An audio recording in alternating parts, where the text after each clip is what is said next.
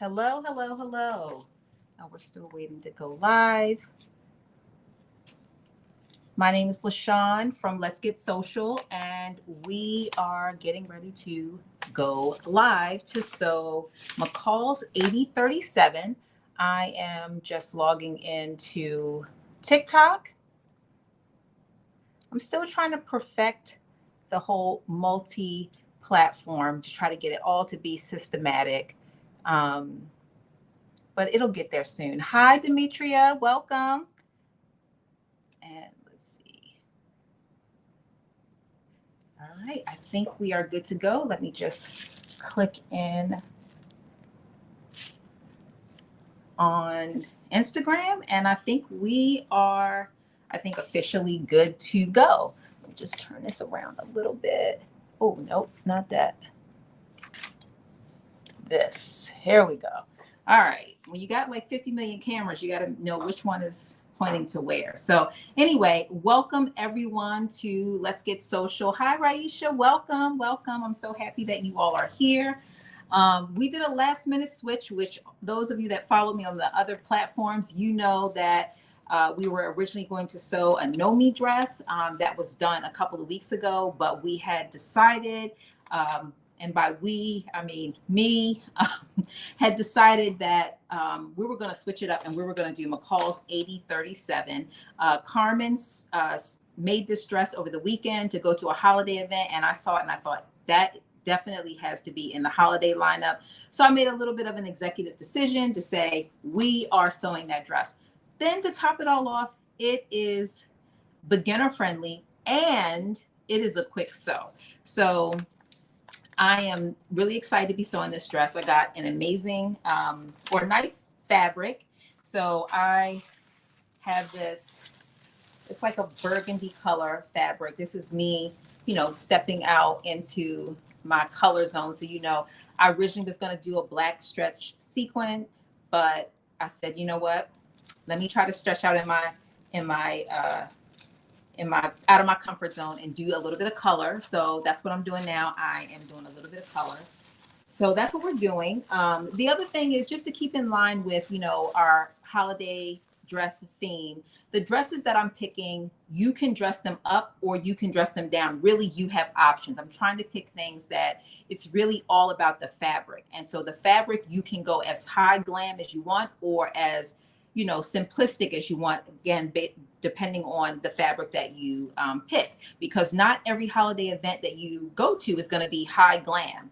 So whether you are wearing this to, a work event or a happy hour or, a nice Sunday brunch, or you're like, I need something for New Year's Eve, NYE, I need to step it all the way up. It's really going to be all about the fabric. And so you saw that in the dress that we did last week, where I use a really glitzy fabric. And this week I'm using something that is a little bit more simplistic, but I think it's going to give us a really nice look. So I'm excited to be able to do that.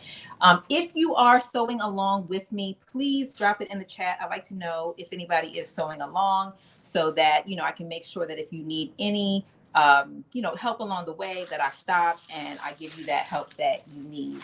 Hi, Kay Bella. Welcome. Welcome, everybody on Instagram. So the other thing that you'll notice that's a little bit different is that, and I think I talked about this on the last live as well, is that I've been playing around a little bit with my cameras and my setup, because the other part of it is I wanted to make sure that you all can see, I got to turn my sewing machine on, that you all can see, my workspace, that you can see the sewing machine.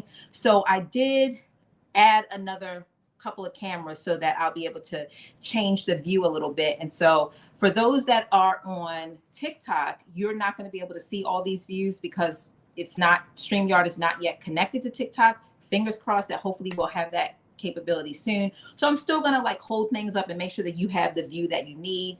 But I did add, a couple of workspace views so that you'll be able to see those. And I can adjust the cameras a little bit more also, because again, even for those that are watching this after the fact, watching the recorded, they may rely a lot more on those views. So I'll adjust them a little bit more to make sure that you have the view that you need. But again, I wanted to make sure that you're able to see, well. And I'm going to, again, hold things up so that you can see it that way too. So again, this dress, there are literally only 1, 2, 3, 4, 5 pattern pieces. 5 pattern pieces, and then a piece of elastic that we'll be using around the waist. So we'll be creating some casing around the waist. And then also we're going to be doing some, I guess it's like a binding over the seam. So I have this clear elastic that we'll be sewing over the shoulder seams. I think Carmen told me that she didn't necessarily do this step, and I don't always do it either, but I think if you have a really stretchy fabric, it's probably good to do this. My fabric is not super stretchy, but it's got a nice stretch to it. So it's not going to be a deal breaker if I skip this step, but I decided I have it, so let me use it. So we're going to do that. But before we do that, I'm actually going to wind my bobbin. And while I'm winding my bobbin, I am interested in knowing, is there anybody that is sewing? I know Miss Alethea, I was on her live earlier, and she was making some slippers as a part of the 12 days of Christmas. So if you did not catch that, from what I remember that she said is that it's pretty beginner friendly, and it is also a quick sew. She said it takes maybe about an hour or so to do it. Great Christmas gift. The live session was recorded, so you'll be able to go to the So Much Talent page and watch that. So if you did miss it, don't worry, it's being recorded, and you can go back and watch it. So and I know I plan to watch it because from what I saw, I thought, okay, this is something I can do really quick. And I know 1 or 2 people that I think I want to make some slippers for. So definitely an option that I will be pursuing. And again, the recording is on the So Much Talent YouTube page. So if you are not following that, you will want to follow that so that 1, subscribe, and then 2, so you can watch that video. We all love a quick sew. And it might be a great way, because the other thing that she said, which is the other thing that kind of perked my ears, is that it doesn't take a whole lot of fabric. And so that's a good stash buster. In fact, she said she thought you could potentially do it with fat quarter. So that gives you an idea of how much fabric you actually need to make this work. So just think about it. If you're looking for if you are looking for a Christmas gift for someone, that might be an option. Hi, Miss Tata. Welcome. Hi, Katrina. Thank you for joining. I appreciate you. All right, so we have our bobbin threaded. We got our matching thread.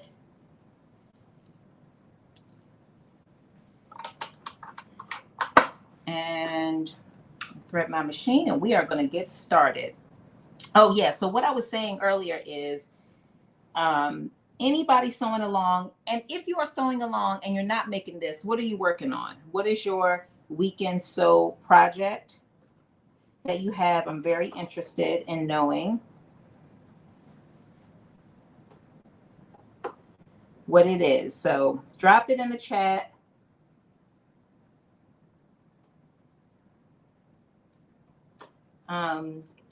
In other news, again, for those that might not be following, but I think I posted this literally on every platform. I got really exciting news this week, which is that I will be featured in the Sewn magazine February 2024 issue. So I'm extremely excited about that. And today I uploaded a podcast. So this experience of kind of sewing something for a magazine is all brand new to me. And so one of the things that I did to prepare, in addition to kind of trying to figure out the fabric that I was going to use and trying to figure out the pattern that I was going to use, I also hired a professional photographer. And so just the whole experience of, going on a photo shoot with a photographer was really interesting. And so I did what I call a quick cast, meaning that it's like 5-6 minutes, you know, of just me kind of talking about what my experience is. So definitely I uploaded it to my, if you're on my blog, you can access it from my Let's Get Social blog, but you can also access it from YouTube as well. So check it out. It's, you know, I think like it's probably like 6.5 minutes or so. And I just talk about the whole experience of going out on this photo shoot in the middle of Baltimore City. You know, you'll have to listen. You listen and you'll get a little glimpse of one of the things. And over the next couple of weeks, I'll drop a couple more podcasts that will talk about the different things that I did, basically leading up to the release of the magazine. And which, by the way, if you're interested, it is available until January 14th, I think, is when it's available. And then the publication comes out in February. And I don't know the exact date, but sometime in February it'll come out. Okay, I think I've said all the key things that I wanted to say. But of course, let me know if you have any questions. We can talk about it. Thank you, everyone. Thank you so much. I am so appreciative. Thank you. Terrence said he is working on orders. He's got his little crying face emoji, but that's a crying face emoji because of all of the orders that are coming in. If you all need anything last minute for Christmas, definitely hit Terrence up. I got me some headbands. He's got caftans, all kinds of things. So definitely hit him up so that every time I talk to him, he should be telling me that he's working on orders. That's how many orders he should be getting. And then Aisha's saying that she is sewing something for me at a track. You say you're sewing? No sewing. Okay, says no sewing. She is at a track meet. Okay, Aisha's daughter is going to be like the next Olympic player. So I'm putting it out there. All the work that she's doing, putting in, and her daughter is putting in. So she's at a track meet doing what track moms do, supporting their children. And let me see, Miss Tata says she is working on crossbody bags. She's got orders to complete. Again, Miss Tata, are you taking Christmas orders for your crossbody bags? Let us know, and I'll definitely let people know. You're welcome. You're welcome. Okay, sewing Christmas gifts. Rosewood says she is sewing Christmas gifts. And Katrina said making 2 test shirts. Okay. All right. So you all are busy, very busy. Okay. Carmen says she is watching the YouTube on her TV. I can get with it. How do I flag this down? Okay. All right. We're getting started. We've been chatting and now we're gonna get started. I think I'm feeling, a little extra relief because Carmen has said to me, this is a quick sew. So I don't want to leave y'all so quickly. So I'm going not slower for me, I guess. All right, let's get into it. Okay, so the first step is that we are going to stay shoulder edges of the back bodice, which is piece number 1, which you cut 1 on a fold. And we are going to do it on the wrong side, center seam binding over the seam lines. So what they're telling us basically to do is on the wrong side to take this seam binding. Let me see. Hold on. Let me hold this up. Oh, here we go. Got to hold it on the right way. And basically on the wrong side, this is going to be on the inside. They're telling us to put this at the top. Just sew it straight across on each side of the back bodice. So piece number 1. So basically it's saying baste it across the top. So we're going to do that. I'm going to cut those pieces and then we're going to sew them just across the back, the inside of the back bodice. And so I just want to make sure I have it on the right side.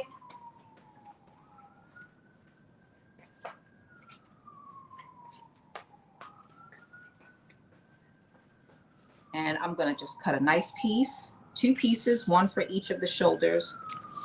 And we're going to use a basting stitch and baste that down.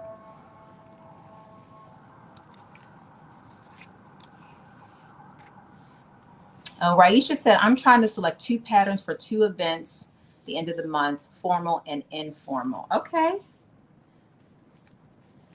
Yeah, well, you know what? Hopefully maybe these dresses that we're sewing might give you some idea of if this is what you can wear, if it would be appropriate for your event. It might be something good you can you could sew. So the other thing I wanted to share with you about this pattern is I cut a size 16. I had a little conversation with Carmen. We're close to the same size. And so one of the things she said, which I agree with, is that, hey, I wish that in the middle, it has like this drape effect in the middle. And she's like, I wish it would have had a little bit more drape effect. So originally I was going to cut a size 14, but based on that, I decided I'm going to cut a size 16 because I do want it to have a lot of that drape in the front. I like that. I have a shirt, a regular shirt that also kind of goes down in the middle like that. Not this, I haven't worn it in a while, but it's a shirt I used to wear frequently. So let me clear my space so you can see. I have realized I have stuff like everywhere. All right, here we go. So now you can kind of see I'm just taking one piece here and one piece here. And let me get a pen.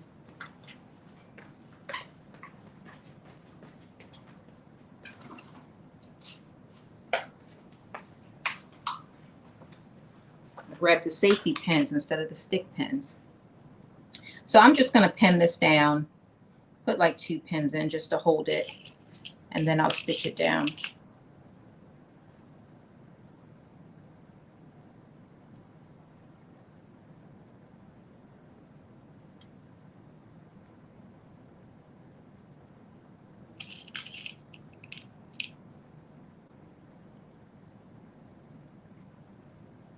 Yeah, I think I have my holiday party next week, and I'm thinking that this is the dress that I'm going to wear. One of the other things I did do to this dress is the measurement said for view C, which is the view that I'm cutting. I forgot to mention that. Hi, Imani, welcome. Risha. Okay, pronounce Risha. Oh, okay. I said Raisha. Okay, Risha. Thank you. Name pronunciation is very important to me.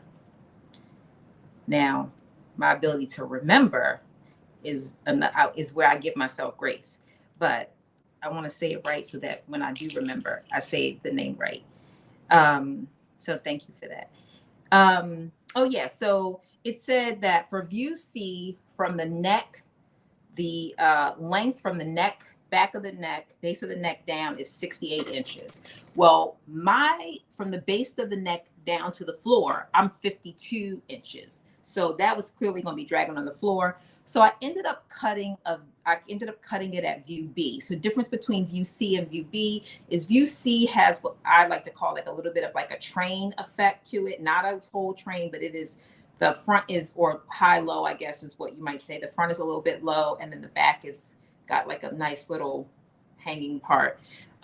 So I cut it at a B, which is even all around. And that is still 58 inches. So I still may have to take some more inches off the bottom of this to keep it from dragging. I do personally like a very long dress. So that's why I didn't cut it any shorter, because when it comes to length, it's got to be right. You know, it's sometimes if it's, you can't have it like right at the heel, which would be too long, and it can't be like right above or right at the ankle bone. I don't know. I'd like to put it on, try it on, and then figure out what is the right length for me.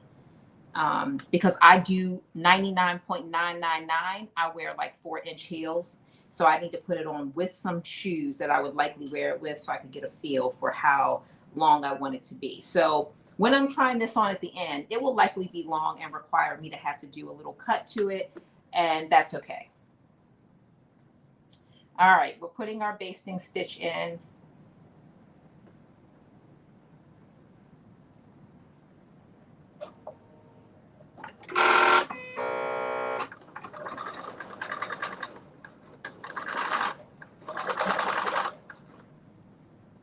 Okay, I wanted to make sure I was on the wrong side.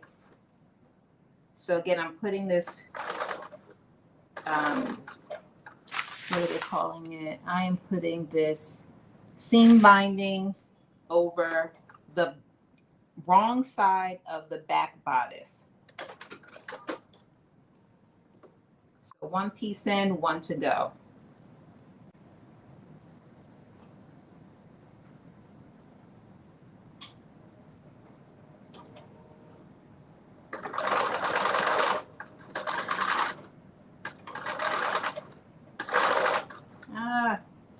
stuck myself. Oh, you know what I didn't do?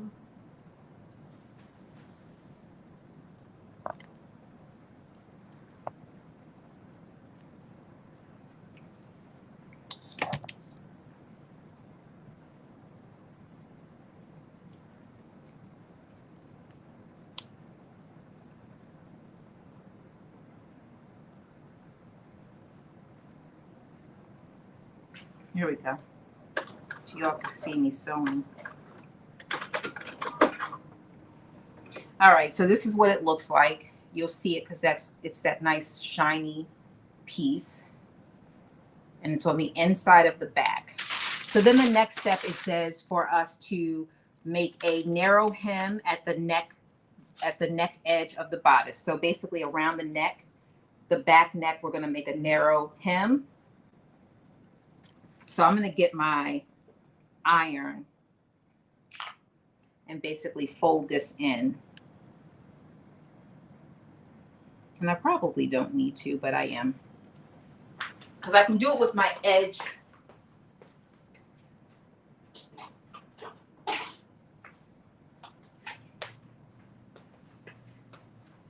I could do it with I have an edge foot on, and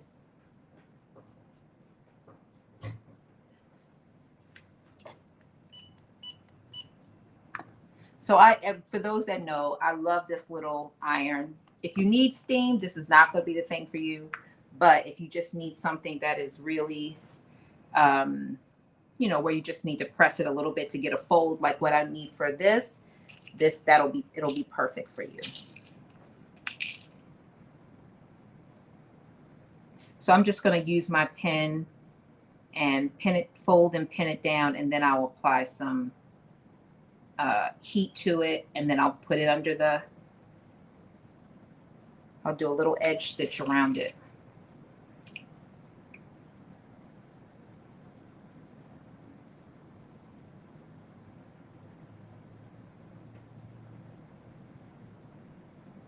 I was outside early today, and it went from being pretty nice to freezing between like 3 o'clock and 5 o'clock. I was like, goodness gracious. If this winter is going to be anything like they say it is on the news, I'm going to be in the house for the most part.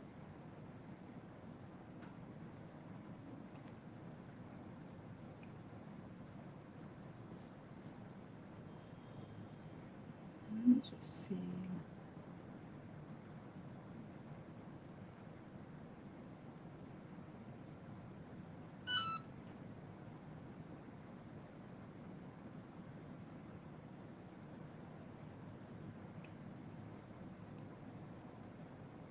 So I'm just folding and pinning, and then I'm going to use that iron to just press it to make it really easy for me to put that narrow hem in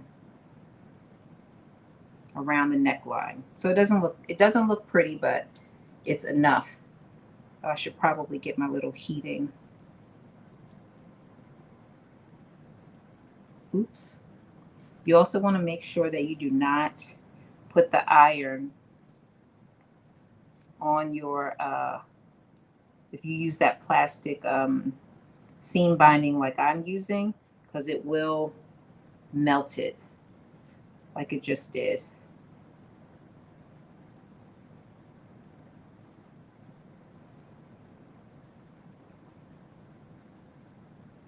So I'm just pressing it, applying a little bit of heat.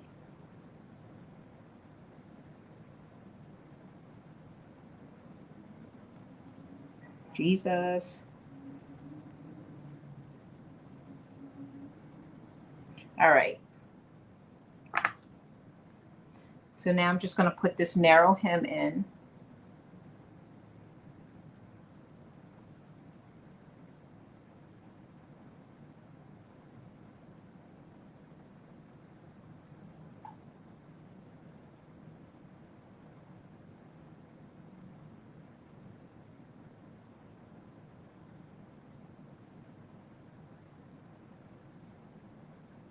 Okay. And all of this is to the back bodice.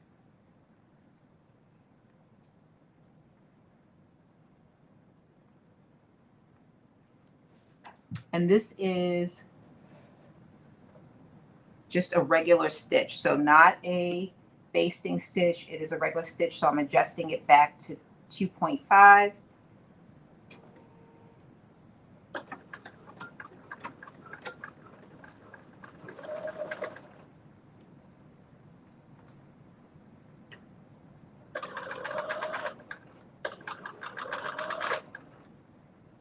I'm just taking my time.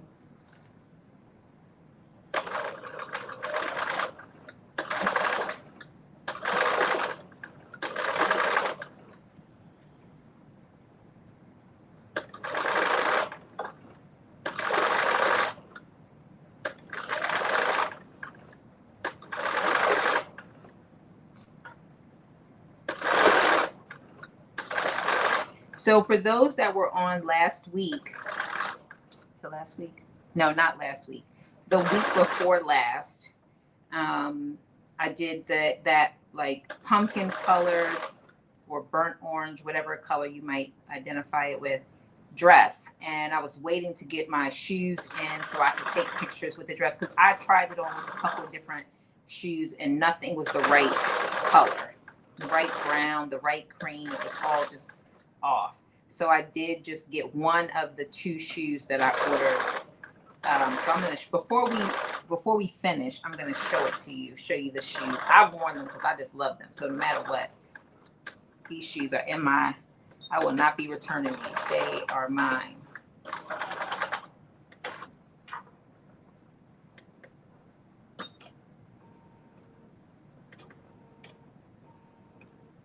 Uh-oh.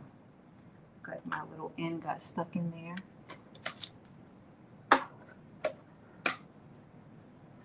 Okay, so if you can see, that is my, if you could see that, that is my narrow hem. So that turned out pretty good. That actually looks really nice.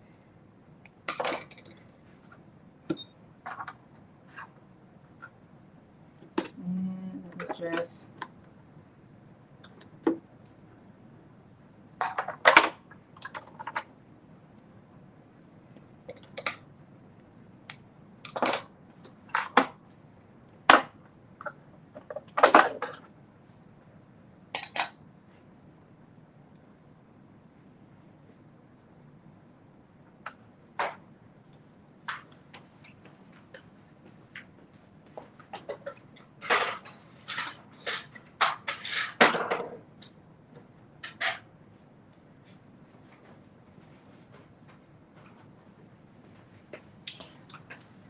got a little piece of thread stuck down in there. There we go. I got it. Because that would have caused me problems all night. So we nip that in the bud real quick.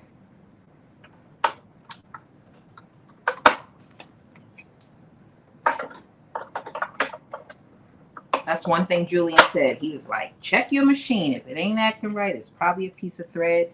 And he ain't never lied about that. Okay, so narrow hem is in. And so the next, it says for us to pin the bodice back to the bodice front. So we've been working on the bodice back all this time. And we're going to pin the bodice back to the bodice front, right sides together.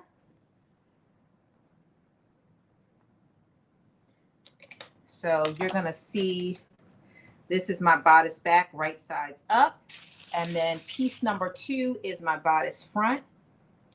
So I'm going to, and this feels so big. Look at this. But that part of that front is that draping. And if it's what I think, it could be draped a little bit more. If you ask me, I think I would want it a little bit more. But that's good. We're going to see what it ends up with, because you never know. It might look different. Okay, so I am matching the shoulder seams. The front to the back, I'm matching the shoulder seams. And the other thing that you'll notice is that you want to definitely match your notches, because you're going to have a little overage in the front of the seam. So when I match my shoulder seams, I have like probably like an inch over. And that inch over is going to be a facing. It's going to be a facing. So that's okay. It's not, these are, the shoulder seams are not exactly the same. So that part is perfectly okay that you have that extra. So I just want to make you aware of that. So right sides together, I'm going to clip, and then I am going to stitch across the top. And it's a basting stitch that we're putting at the top.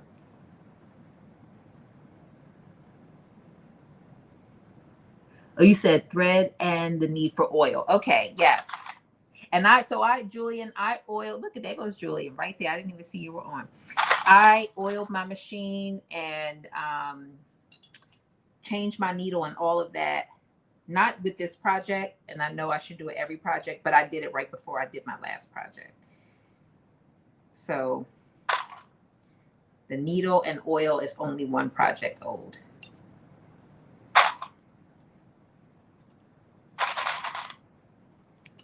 So what you see is, you see me just basically matching up the shoulder seams. As I mentioned earlier, you are going to have a little bit of overage towards the inside, and this is probably the best picture of where you could see that it is over a little bit, and that is, it's supposed to be that way. So if you don't have that, then you're going to be short. You're not going to have that little facing, that little piece for the facing that you need. So I'm going to stitch right across the top, and I'm going to do a basting stitch right across the top on each side. So again, pin it right sides together, match your notches. You're going to have a little bit of overage, about an inch at the inner part of the neck line or the shoulder, and that is perfectly fine. We're going to do a basting stitch at 5/8 of an inch seam allowance.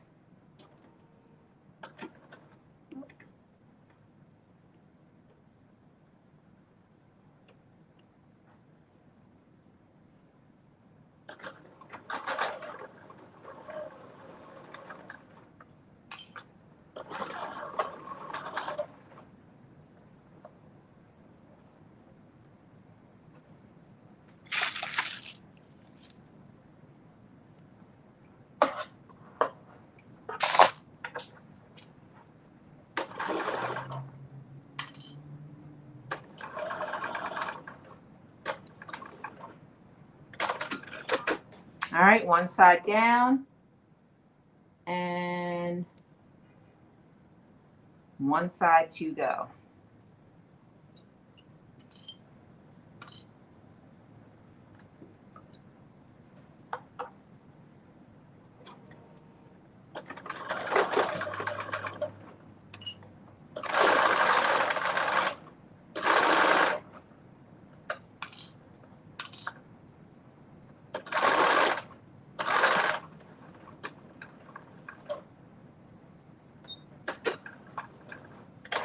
All right,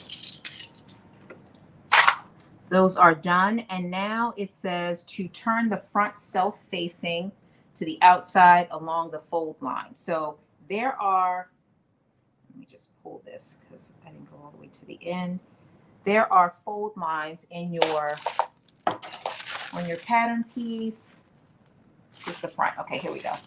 So here's that. So this part right here, if you're looking at this, this is the part that's going to be kind of sticking out. So your shoulder seam will match up from here to here, and then you're going to have this extra. And so what it's telling us to do is that we're going to turn that front self-facing to the outside, over the fold line, and then we're going to stitch the entire shoulder seam. So you're basically kind of wrapping this piece over like this, and then you're going to stitch it again across. And this time we are actually doing a stitch and not a base. And the other thing it tells us to do is it tells us to do a double stitch. So they want us to not only do one, they want us to go back and do another one. Hi, Tydree. How are you? And hi, A Professional. Tell me, what should I call you? What is your name that you like to go by? Or is A Professional what you like to be called? I love that kind of play on profession. Okay, so let me just show you what I'm going to do. Let me just use a pen because I feel like I could show you this better with the pen. I'm doing this and then I'm going to hold it up so that you can see exactly what I'm doing.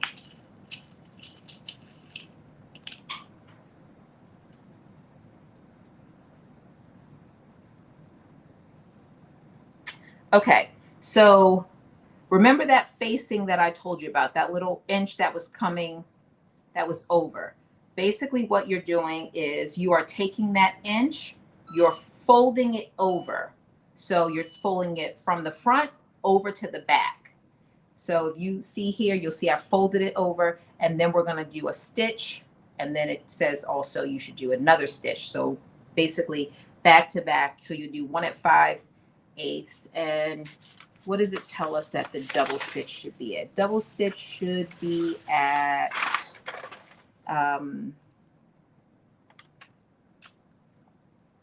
what does it say? 1/4 inch away from the seam allowance. So 1/4 inch away from the raw edge, and then another at 5/8. But I just want to make sure that you all are aware what I did with that extra piece. I basically folded it over. So the front folded over to the back, and then I'm going to do 2 stitches on each shoulder seam.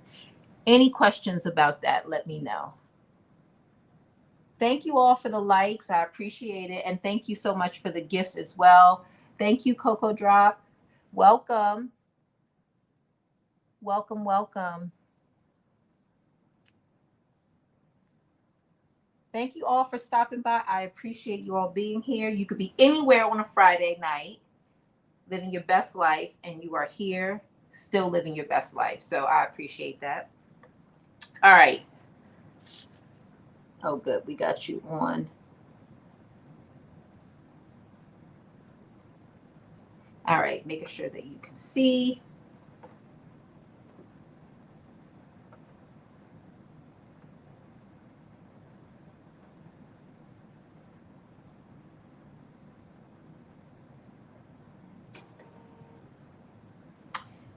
All right, here we go. And I'm just going to do a little bit of a back stitch.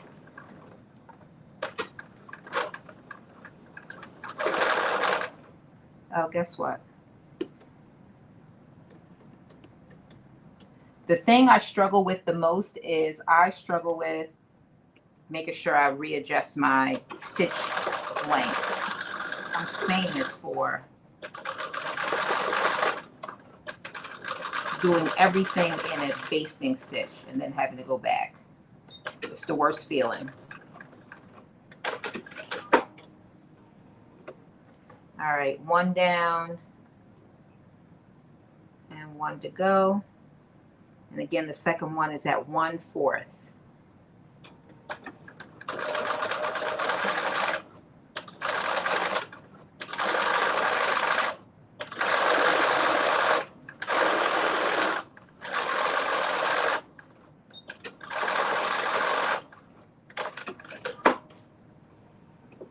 All right, 1 side down, 1 side to go.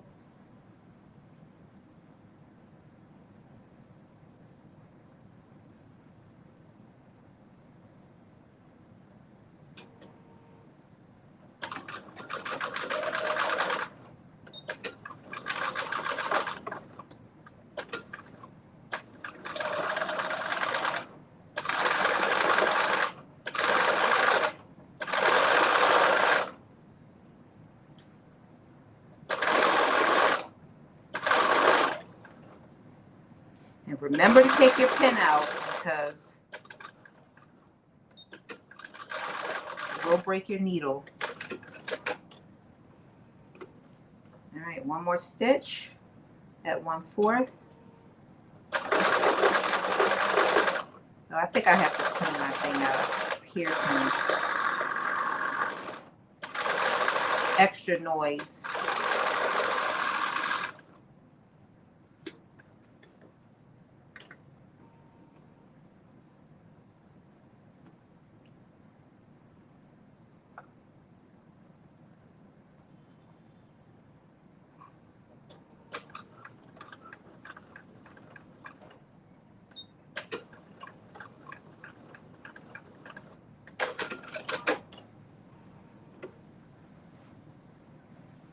All right, that is done. And so now it says to turn the self-facing to the inside, turning the shoulder seam allowances towards the front. So basically, those facings that we stitched, they are going to basically kind of pull that drape all the way over. Let me see if I can show you.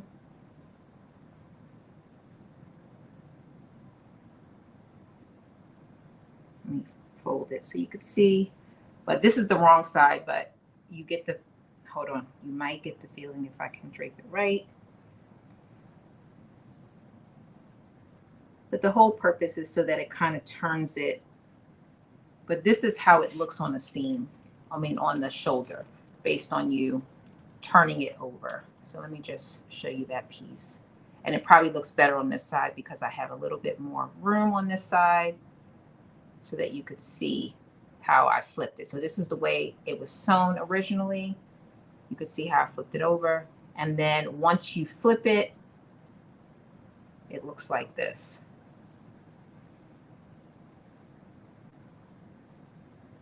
So hopefully you can kind of see. And when we turn it right side out, and that might be an easier way to show you, you'll see how it just kind of pulls it so that it automatically folds that edge under. That's the whole purpose, that it would fold that. That's what it's supposed to do. It's supposed to kind of make it folded in, if you could see that.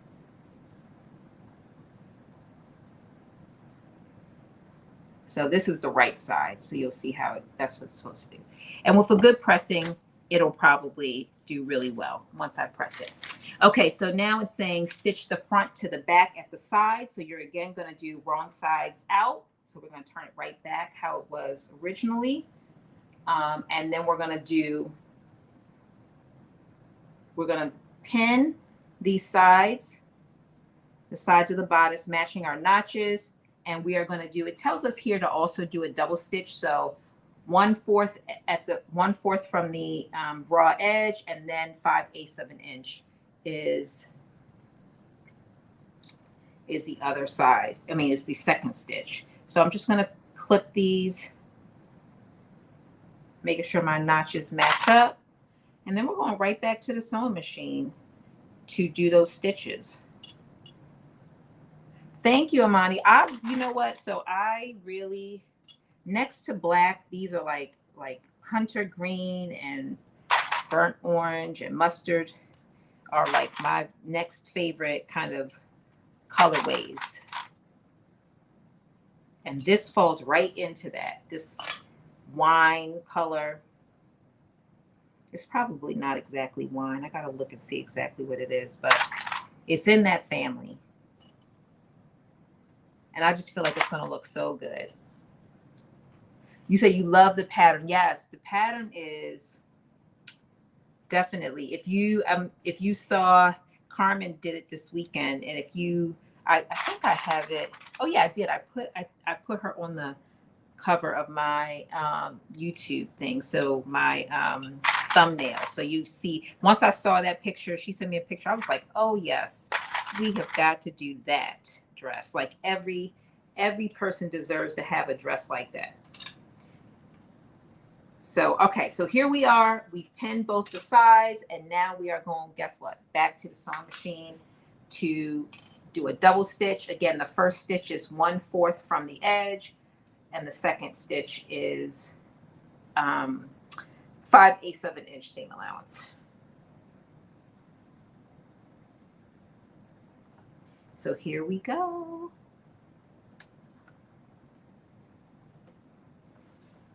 Here we go.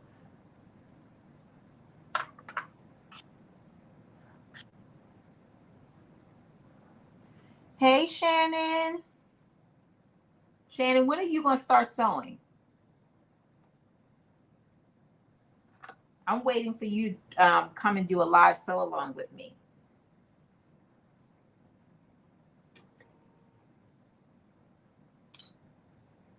I'm waiting for you. Yeah, I'm waiting for you. You can sew. You can definitely do it. I'm gonna call you this weekend so you can tell me when you're getting on live.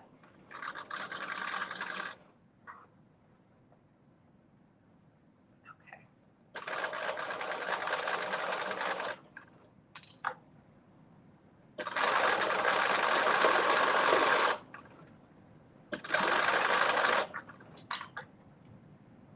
I know you have everything. I know you do. I know you do. That's why I'm like, you just gotta like break. You gotta just break it, break you in. You do it. Once you do it, you aren't even gonna need me. You're gonna just go off. I know. I already know. I already know. And then it's only gonna take you one good time to be like, okay.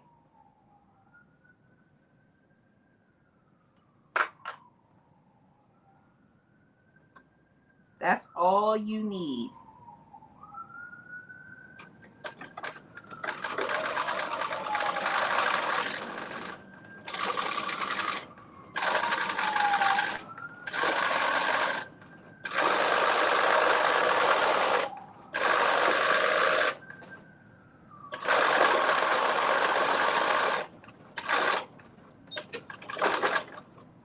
All right, one side done.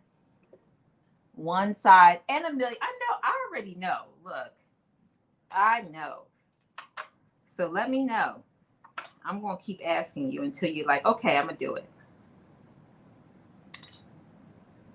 You definitely got it. Look, you could be making your daughter's prom dress. Yes. You could be making your daughter's prom dress right now.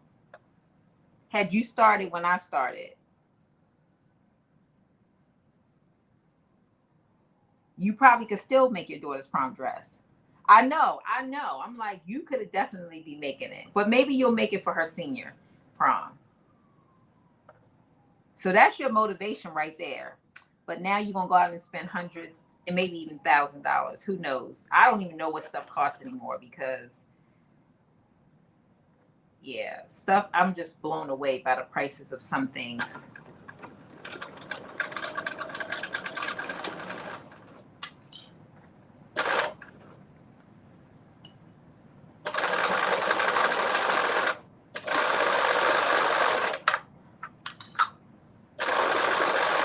Look, with the right fabric, this dress I'm making right now could be somebody's prom dress. You get the right fabric. That's what I love about this dress. These patterns that I've been picking for this month is they can be as glam as you want them to be, or they could be as hey, yes, I put the different views on so you'll be able to see more. I loved it. I love that for me and for you. Hopefully you find it more helpful that you can see the different views. Okay, so did I put 2 stitches in? I did not. Okay, we got one more to go. But yeah, all of the dresses that I picked this month, and I'm trying to pick not all glam fabrics, even though I did originally have very glittery fabrics for every dress. But I realized like, yeah, that's not everybody's thing. And it's not even always my thing. I want to make sure I have options too. So I'm picking some. I'm gonna have to clean mine.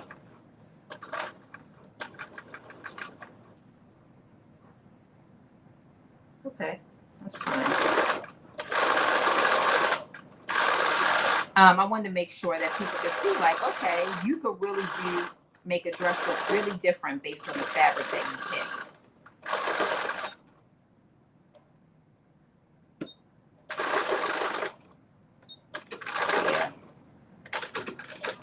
My sewing machine is talking to me and is saying, you need to clean me out and rethread me. So that's what we get ready to do. It's not happy, and it's okay.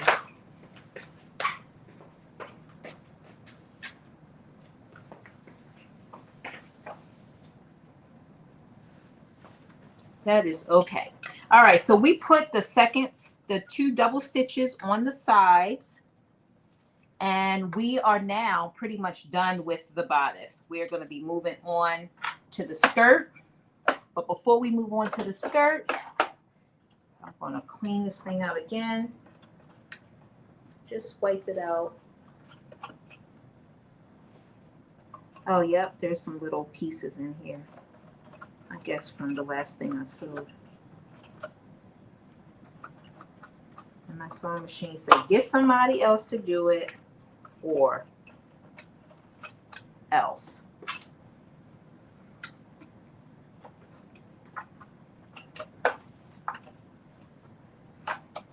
So we're going to get our skirt pieces out. And the first thing is, the other thing I like about this is that no matter what view you do, view A, B, or C, they all have this little slit in it, which I absolutely love. So you want to make sure that the thing I like about slits is you can make it as high or low as you want.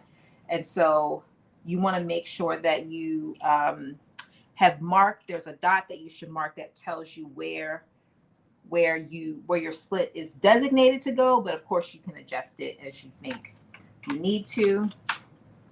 All right, let me rethread this.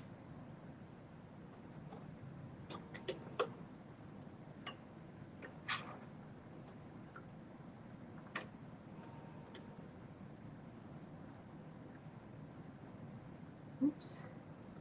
Here we go.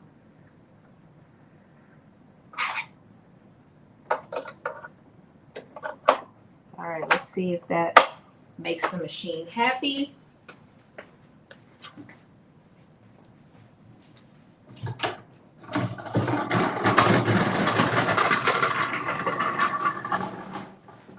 We're gonna pull our girl out here. We're going to drape this on here just so we can get a feel for what it should look like, what we think it should look like.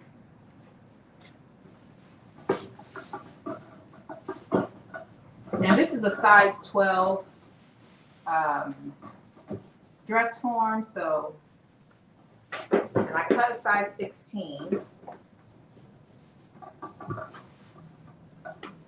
So it may not be exact, but it'll give us a good idea.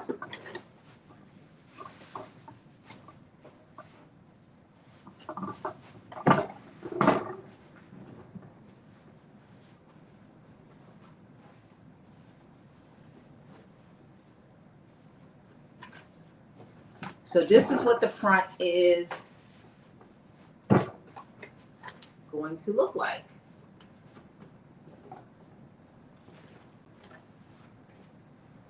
And once I press this at the top, see how that folds under? That's what it's supposed to look like. Yeah, and I can see what Carmen means by it doesn't have enough drape. I could have used a little bit more drape too. So this is a size 16. So we'll see. Once I try it on, this is a trust the process moment. We're going to see what it looks like once I try it on, but this is what the bodice looks like. Now, we do still have to add the sleeves, and I wonder why they didn't make us do the sleeves right now. Oh, because view A doesn't have sleeves, so I guess they have us add the sleeves last. But I will be doing the sleeves because I'm doing view C, and it's wintertime, so I want to do it. Oh, you know what? Let me put this right here, so it'll be in the view. Isn't that beautiful? I love that fabric. It just looks beautiful. Okay, so let's move on to pattern piece number 3, which is our skirt front. So here's number 2, here's number 4. Is that number 2? Nope, that's number 3, sorry. Number 3. And the first thing I want to do is, before I separate this pattern piece, is make sure that, okay, here's where my dot. Make sure I transfer over my dot so I know where my slit should go. Now, the one thing I will say is I'm going to keep this dot where it is.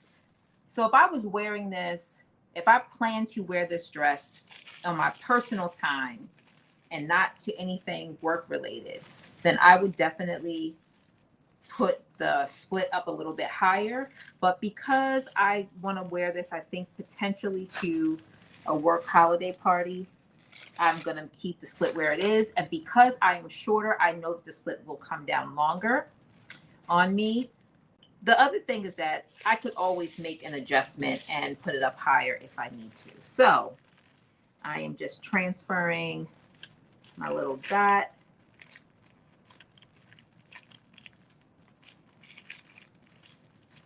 There we go. That's all done. And I'm going to move this pattern piece. I already transferred all my notches so I know front to back. And then the first thing that we are going to do is we are going to attach, put right sides together.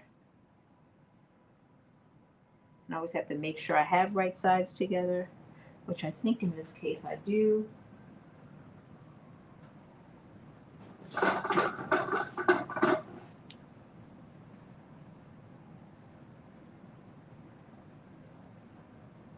Because this fabric does look different on each side. A little bit. Okay.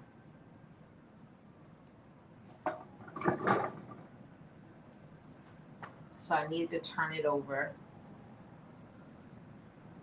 And I'm going to match up those notches and I'm going to clip down to the dot. So I'm going to move all this out the way so that you can see exactly what I'm doing.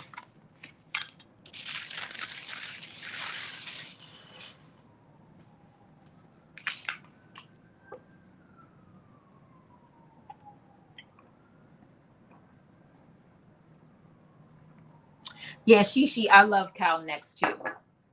Love them. Like they are one of my favorite styles because it's just, it has a level of like, I don't know, like sexiness without being like showing too much. I don't know. But yeah, I definitely do. I definitely do like them. Oh, did I not turn this? I did.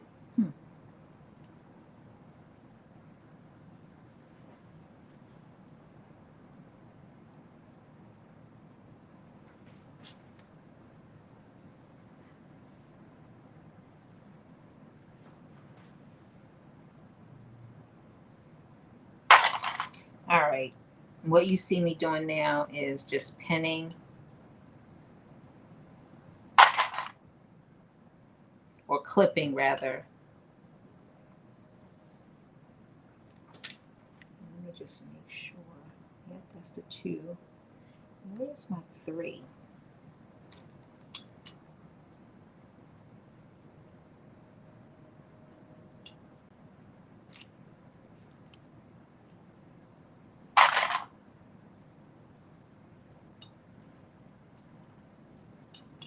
I'm just lining it up.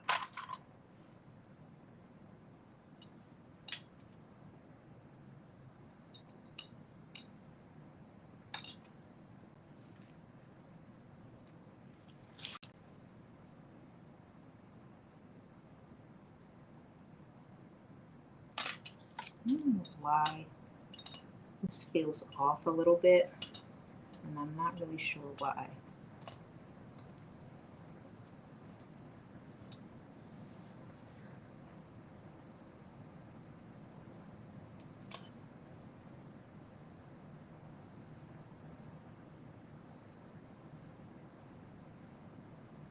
This is weird.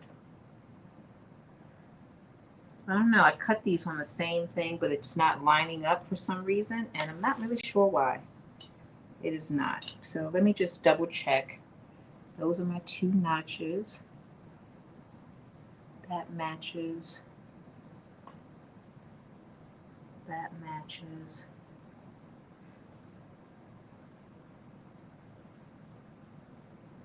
All right, let me just, I think maybe when I was cutting it, something moved. And it feels like one side is wider than the other at the top. So I'm going to fix it.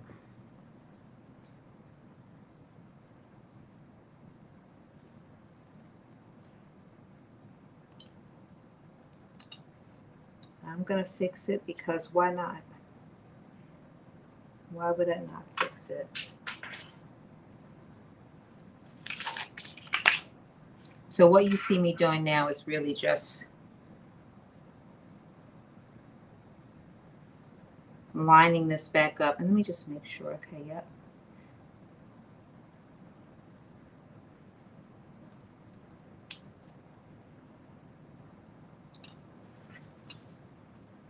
And lining up all my notches and everything to make sure it's all lined. And then what I see is that this side, for whatever reason, is one is just a little bit, and I don't know, maybe when I cut it, the fabric might have been just short on that end. So I'm going to see which one is right and which one is not right. Okay. So the wider one is right, is the correct one. But I'm going to have to make them even. So hopefully I don't have too much of an issue when it comes to, I'm just going to probably make my seam allowance very narrow because I'm cutting off probably an inch, which is a lot to cut off at the waist. At the waist, I'm cutting an inch, but we'll see. I'll make it work. I'm going to make my seam allowance very narrow at that part to make up for that area that I had to cut. But anyway, it is fine now. And I just need to clip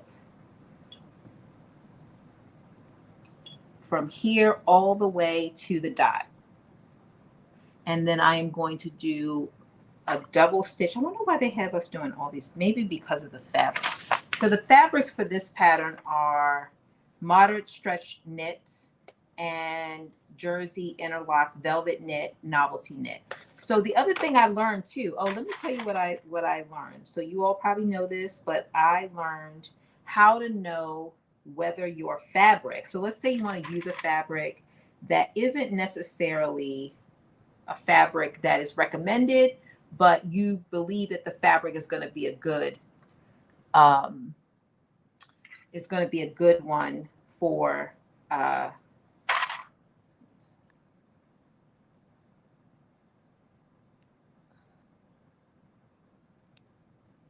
it's going to be a good one for the project. So you all might know this, but when I was in Joann's, the person told me you use this guide right here to tell you whether or not your fabric has enough stretch. And so in doing this guide, you basically hold one end of the fabric on, and let me just see if you can see this really well. Let me see if I can zoom in a little bit so you could see it even better.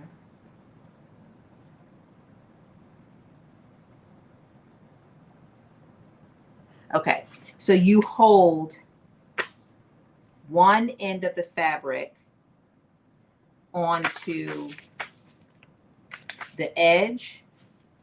You put it on the edge, and then you pull it. What did she show me?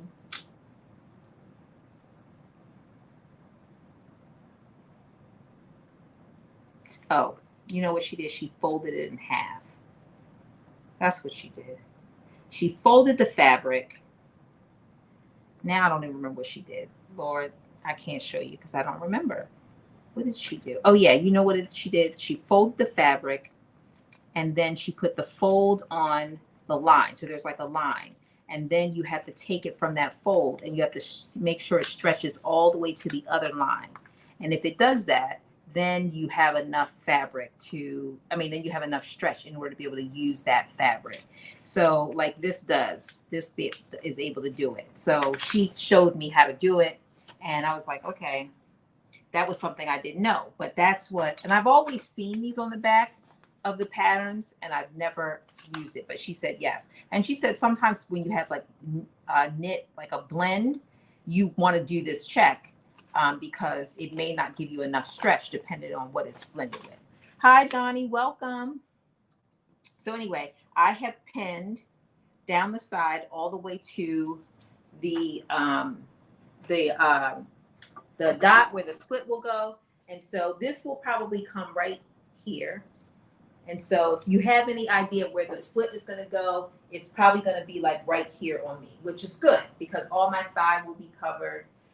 So it's a pretty modest split. Again, if I was doing this something where I was wearing it to like date night, or if I thought I would wear this dress like New Year's Eve, I probably would take the slit up maybe a couple inches for something that just a little bit more, you know, a little bit more, less modest, I guess I should say. But because I want to wear it to work, I'm going to have that slit come all the way down mid-thigh. That's perfectly okay. So again, I'm doing this stitch at a 5/8 of an inch. So it's a double stitch, one at 5/8 and one at 1/4 from the raw edge.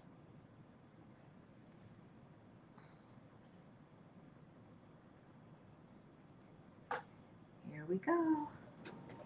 So I hope that you all are seeing where I am changing the view a little bit. I'm still trying to work on, I have another camera here too, one that looks at me from this direction. But then you will see my face on both. And so I'm still trying to figure it out, but I feel like this is better than what we had last week where you couldn't see my workspace at all.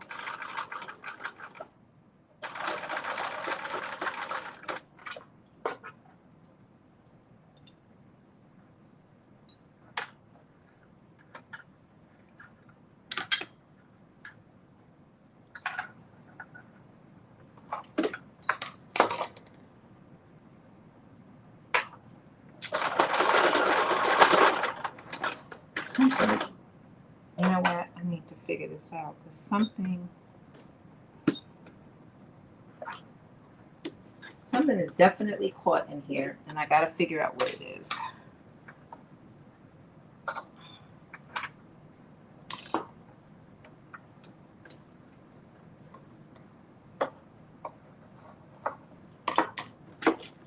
Here we go.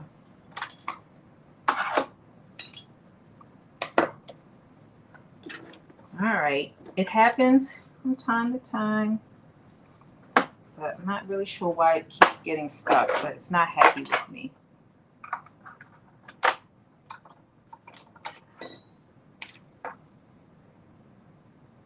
All right, well, there's an extra piece.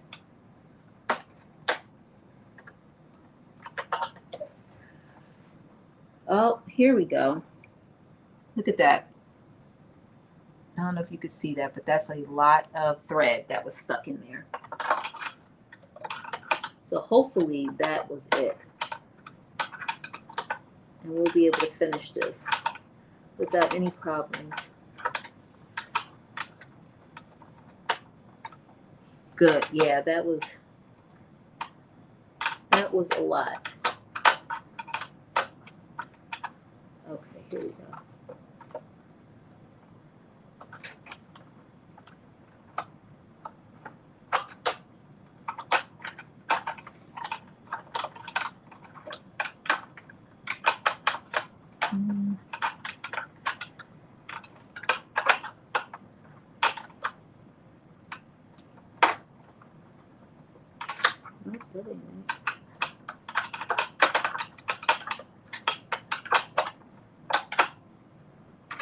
That should be, there we go.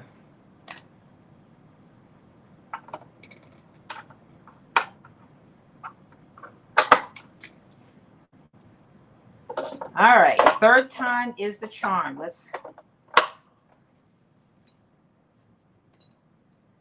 see if we got this. Look at that. That was awful. It was really getting jumbled in there.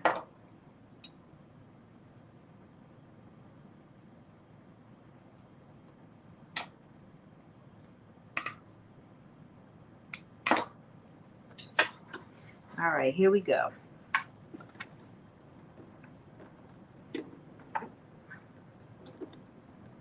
Oh, you know what?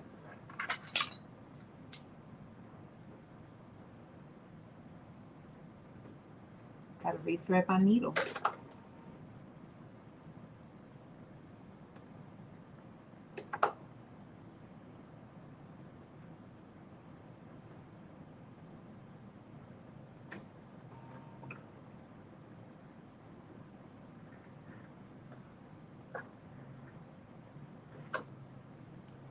All right, let's move all this out the way.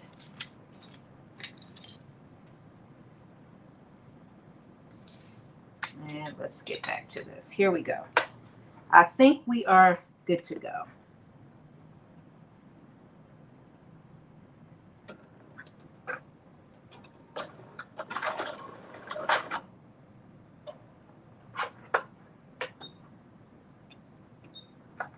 What could be?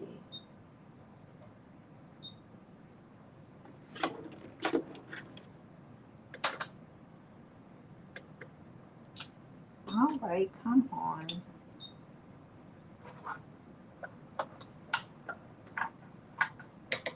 I don't know why it's doing this, but it is not happy.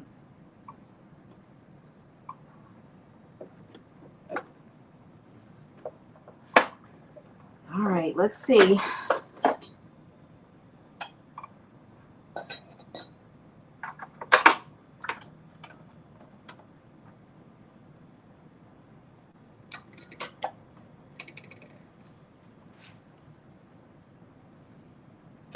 There is my brush. Just making sure it's no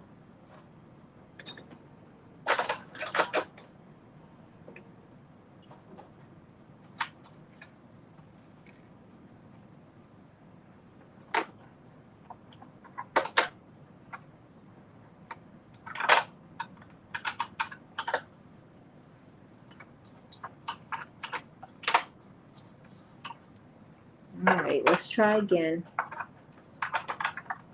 I didn't see any big strings, so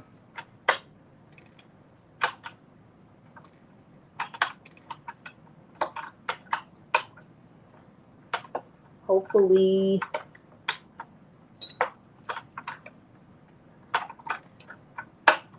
we won't have any big major problems.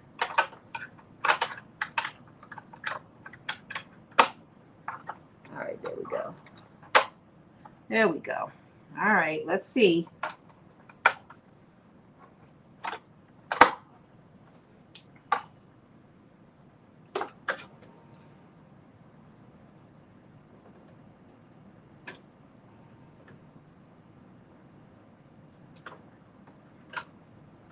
All right, cross your fingers that this is it.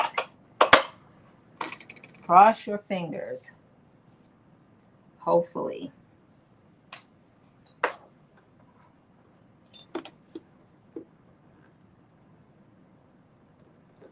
All right, fingers crossed. Come on.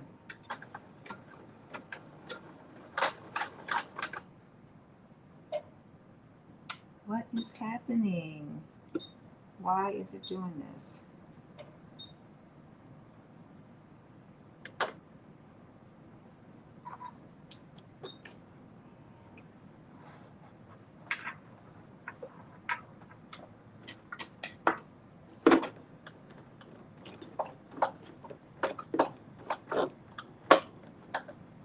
I don't know what's happening, but it's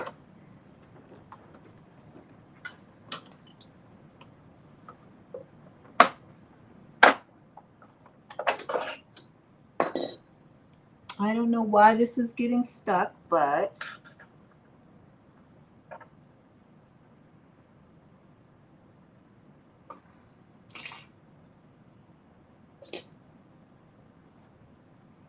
let me try to, I'm going to try to sew it with a different type of material just to see if that makes any difference.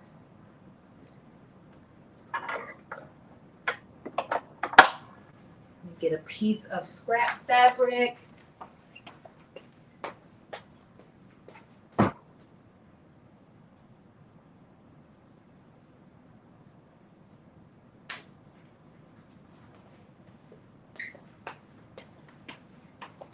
All right, I got a piece of scrap fabric. Let me just see if this makes any difference with sewing it with this, or am I going to have more problems? Come on. Nope, I could see it's already doing the same thing.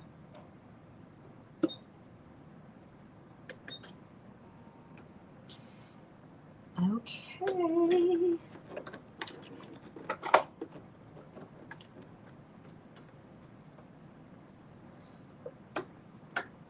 I'm not really sure what is happening. All right, we're gonna get through it. We'll figure it out.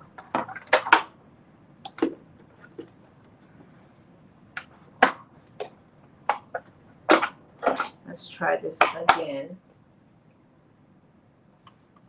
Take this out.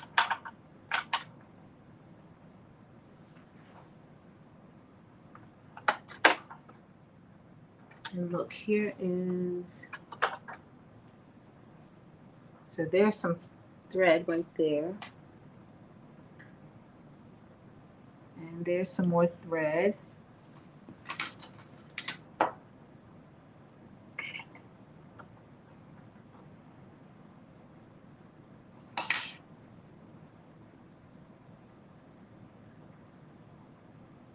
Where is, okay, here we go. Thank y'all for hanging in there.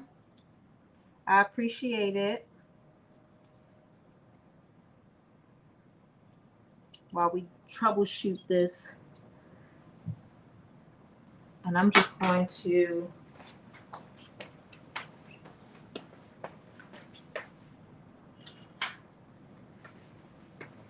I'm gonna put a little bit of oil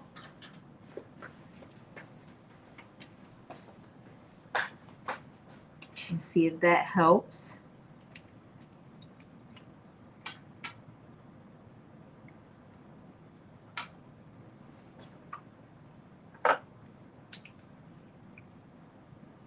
All right, we're gonna see if that helps any.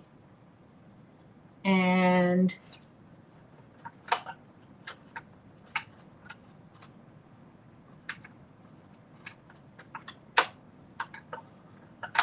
then I'm also going to just take this needle out for a minute and drop my feet.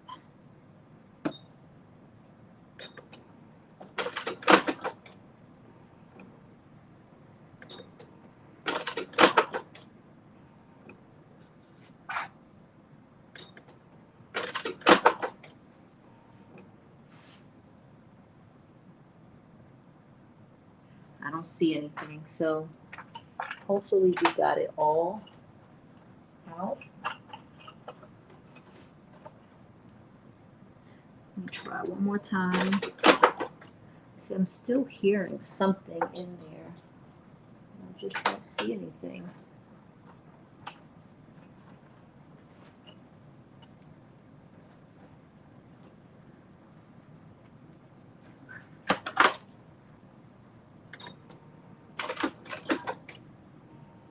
All right, that sounds better. All right, we might be working with something.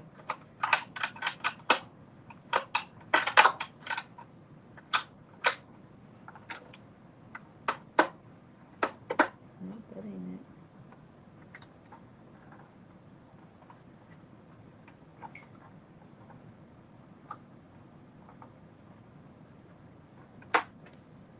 What in the world is going on here?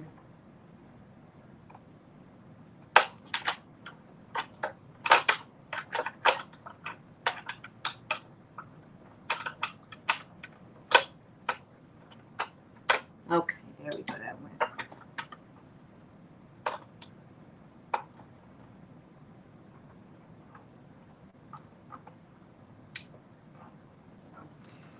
Okay, I would say I'm feeling good about it, but let's not put the horse before the cart. Let's see. I feel okay about it. Let me put my needle back in.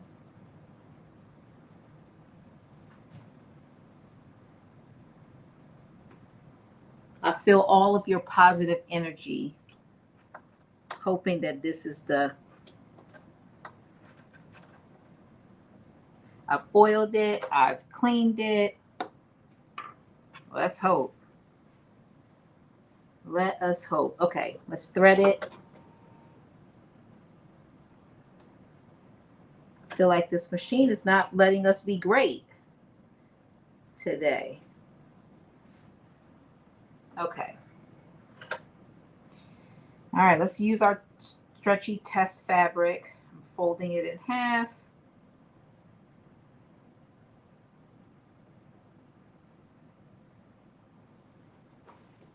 we're going to see what happens. Let me see.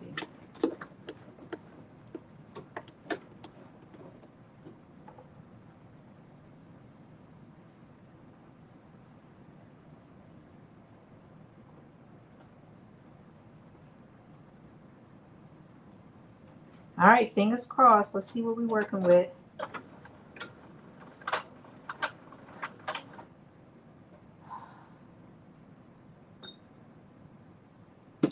I don't know.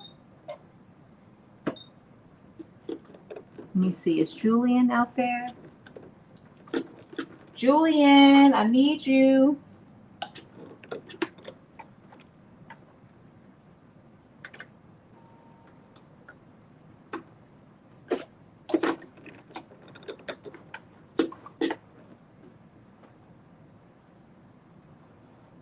Something is definitely going on, and I just can't quite figure out what it is.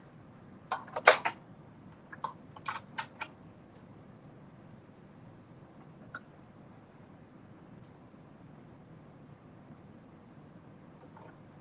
cannot figure out what it is.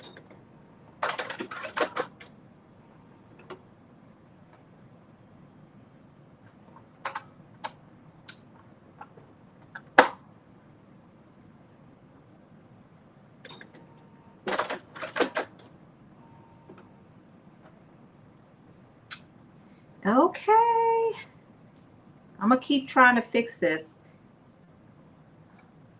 because we will finish this dress no matter what.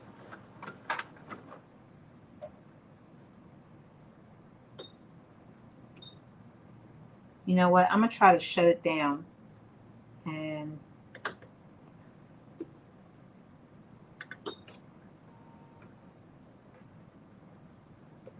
turn it back on and see if that resets it, because I don't really know what else it could be.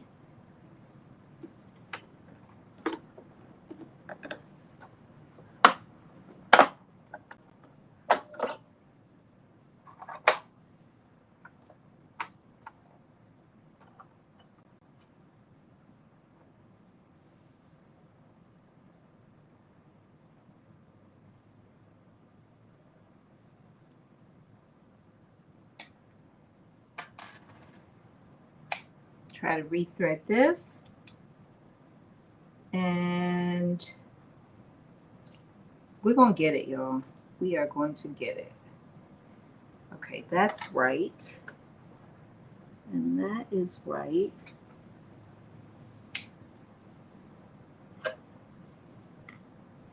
And put this in here. All right, I'm gonna try to shut it down, and we're gonna try one more time to shut it down. Well, we're gonna keep trying until we get it. So I appreciate it. It says just to be sure you're using the right needle. Yeah, so I am using the right needle. Well, I just switched the needle, and the fabrics that I have been using have all been like stretch, you know, some kind of stretch. But to your point, I have a universal needle in right now. So you know what? Let me try. I will try. I'm gonna try another, because what do we have to lose? So maybe I will try another bobbin, to thread another bobbin, and to change the needle. Because what do we have to lose, right?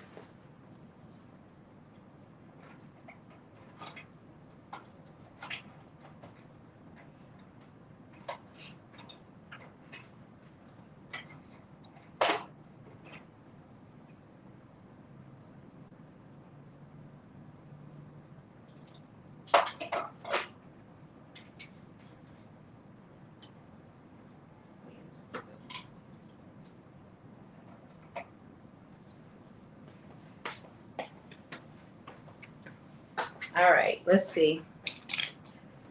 We're going to try another needle, another bobbin. I'm going to change the needle, and I'm going to change the bobbin.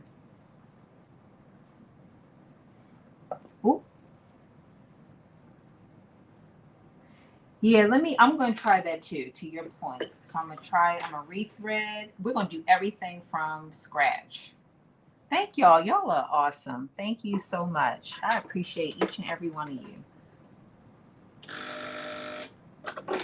So we're gonna act like this. We taking this machine out the box. We're gonna start from the beginning. So I'm gonna put this bobbin to the side. Put my, and we are going to, first things first is we are going to rethread another bobbin. So where's the bobbin I just had? Did I leave it over there?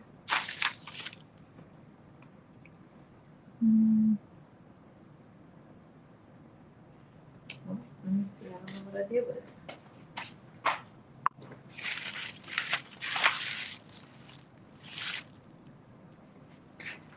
Yes, I did. Okay. All right. So we're going to thread a new bobbin.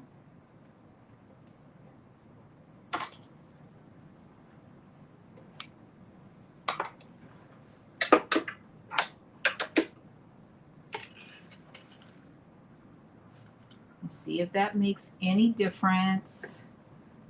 And we're going to change the needle. And what else? Someone said something else. Yes, Leona, let me tell you, look, it's been a while. So I had this happen to me like one time before. I can't remember if I was on live or not, where it literally took me what felt like forever to figure it out. But, and then I kept just cleaning it and kept, getting what felt like lint at that point, because there was no thread or anything stuck in there. And I did, again, not this project, but the one I did before then.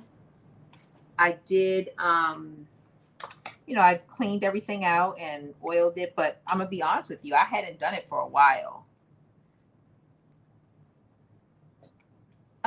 Well, Leona, I appreciate you stopping by, even if it's for a little bit, but welcome from London. I appreciate you getting on. I was in London a couple years ago and I loved it. I loved it there. Although it's probably really cold there right now. I'm trying to think. Yes, December. All right. So I've got my new bobbin. Let me just see if there's any more lint to get out of this thing.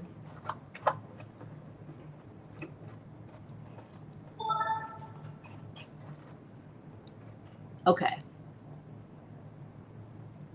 You said try a cotton fabric. Okay, yeah, let me try that. Let me get one piece of cotton. I do have a piece of cotton.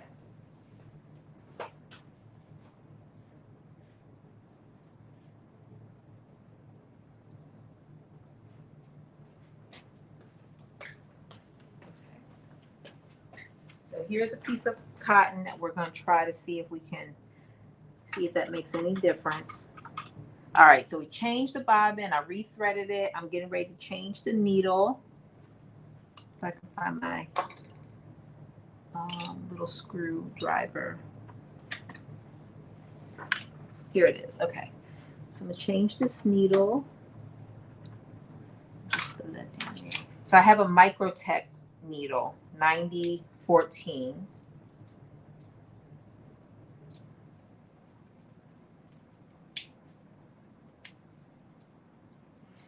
Let's see. You said it's been icy. That's the worst weather, I'm telling you. I can maybe even take the cold over the ice. Well, all I'm saying is on your way to work, be careful if you have to go, if you don't work remote. Because the worst thing is ice. It only takes a little bit.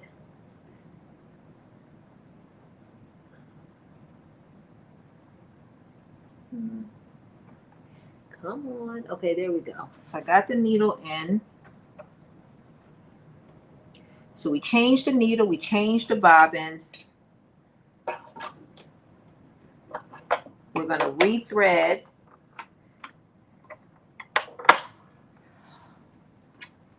Let's rethread. We're going to rethread it from the very beginning. Going up. Make sure my foot is all the way up. Yep, it is. Okay. All right, I got it up and down.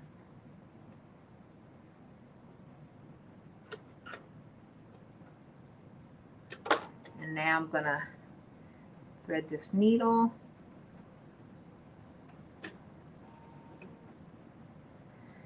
Let's hope.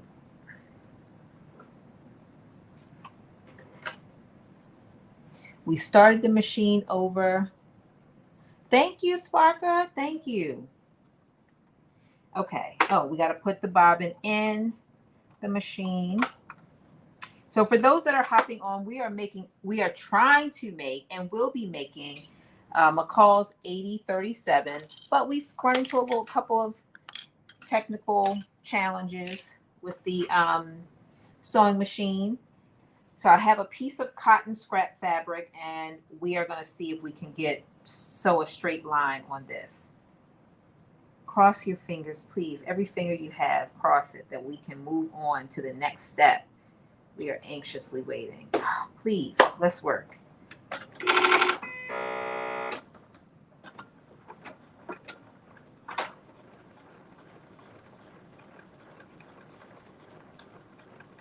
Yay. Okay, look at that. It's working.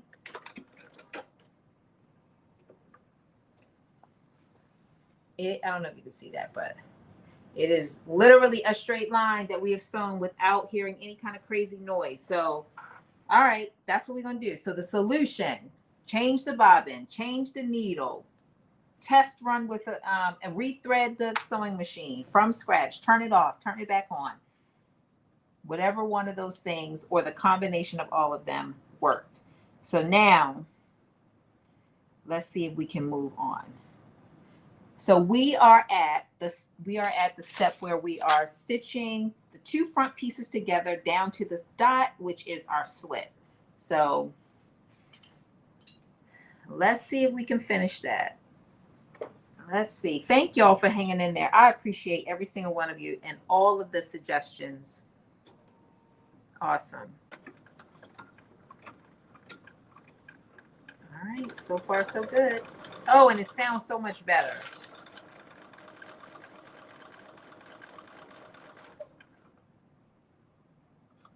Sounds so much better. Okay, let me make sure you all are looking at the sewing machine. Okay, you are. Got the sewing machine view.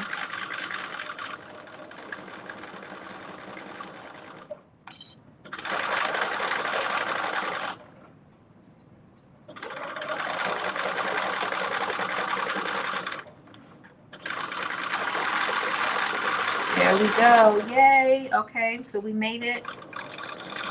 I'm gonna do a quick little back stitch.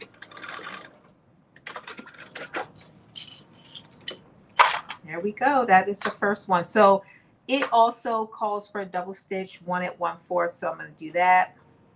I'm nervous about doing it because I'm like, okay, are you going to continue to work with me or what?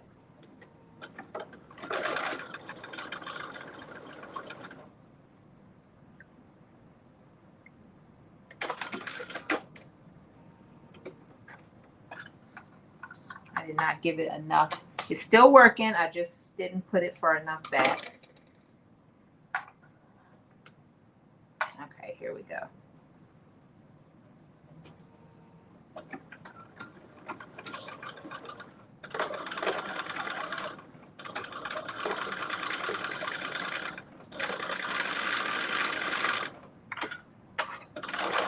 But of course, what I forgot to do was I forgot to narrow my seam allowance, but it's okay. I think I cut a size 16, so I think I should be okay.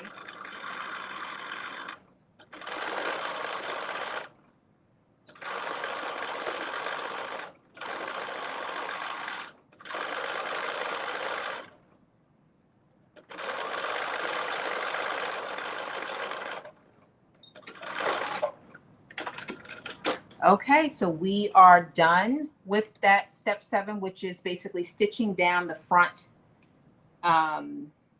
pieces of the skirt, only down to the dot, which is where the slit will be. So a little bit of pulling there, but I feel like nothing that steam shouldn't be able to flatten out or loosen. Should be able to relax that, so it'll be a nice a nice a nice seam without having that little pucker in there. Okay, so now we're on to stitching the back together. So for both the front and the back, you are not cutting either one of those on the fold. So for the skirt back, you're doing that's piece number 4. You have to stitch them both together because you're not doing them on the fold.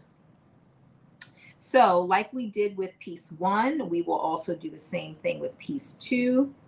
And that is that we're going to do right sides together. And we are going to pin them. We're going to match our notches and pin them. This time with the back piece, we are going to stitch all the way from the top to the bottom. So I'm going to match up those notches. And then I'm going to pin and I will stitch, and it is telling us to do a double stitch on this as well. For anyone that may know, do you know why some patterns call for a double stitch? The only thing I could think of is because they want to keep the fabric from stretching too much or pulling too much at the seams. Particularly because if you're using a really stretchy knit. But if anyone has any background on that, let me know. Yeah, thank you, Leona. So I don't know if you were on earlier, but so one of the things that I did was I added a couple of different cameras to give you a much better, closer view. So you're not only able to see me, but you're able to see actually what I'm doing too. And let me just, for those that are on TikTok too, let me just move this down a little bit so you can also see the what I'm doing. So for those that are on YouTube and Facebook and Instagram, you have the ability to see multiple views. And so I can change the view, the workspace view, to look at my sewing machine, and then also to be looking at this workspace so that you can see me, and you don't have to sacrifice seeing me to see what I'm doing. And so on TikTok, I think now that I've adjusted the camera, you should be able to see the my workspace as well.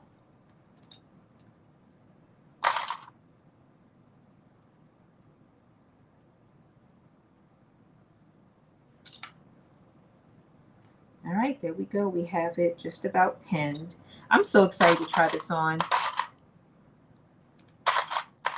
So tomorrow is officially my picture day. I owe you pictures for the last 2 dresses that we made, like the official style pictures. So now that I have the boots in, and then I'll try on the pumpkin color dress that we made 2 weeks ago. And then of course the dress that we made last week, which I finished it, like, you know, doing the little finishing touches, and it is absolutely gorgeous. It is just so beautiful. I can't wait for you to see it. Like I'm on the verge of, like, it's a New Year's Eve dress for sure.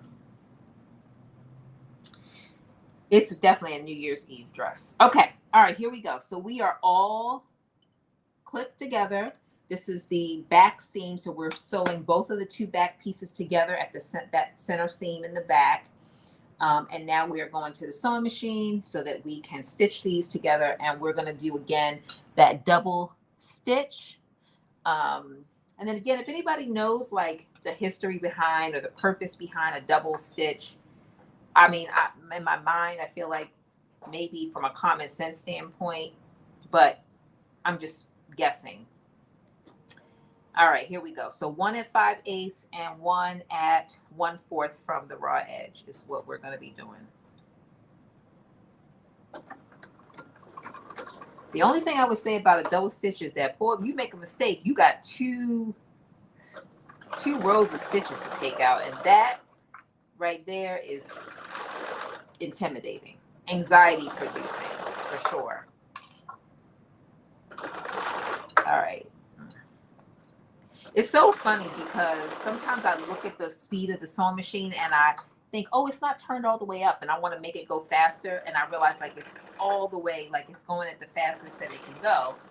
And that just reminds me of how, you know, I've come a long way in my sewing journey, because I used to sew with it on the slowest and used to think that was so fast. And now I'm like, I look at it and I'm like, I need to go faster.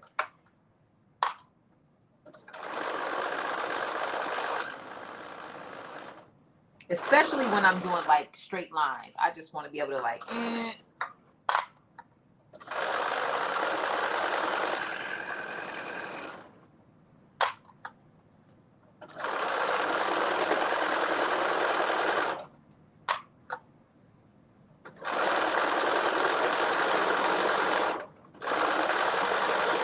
All right, here we go.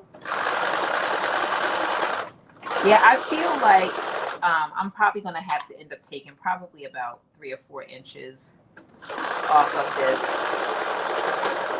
But we'll see once I put the heels on. We will see.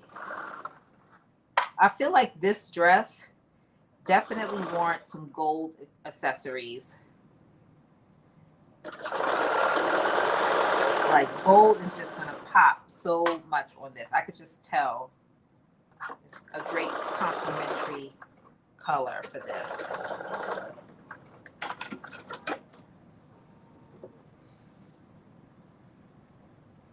All right, one in, and here we're going for the second one.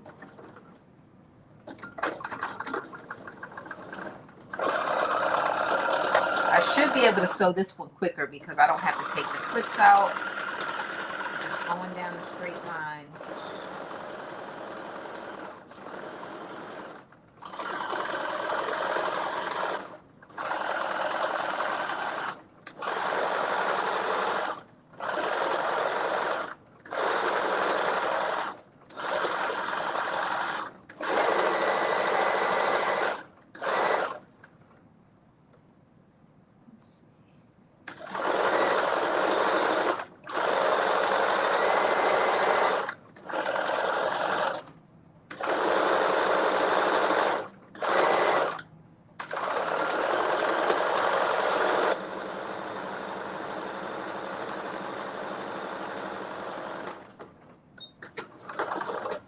There we go. So we have the center back stitch done with the double stitch. So this is what it looks like. And again, pressing that is going to make it nice and flat. It will definitely take out that little bit of puckering that's there. Yeah, that will take that out. I'm not concerned about that at all. So then the next step is that we are actually going to stitch the skirt front to the skirt back. So I'm going to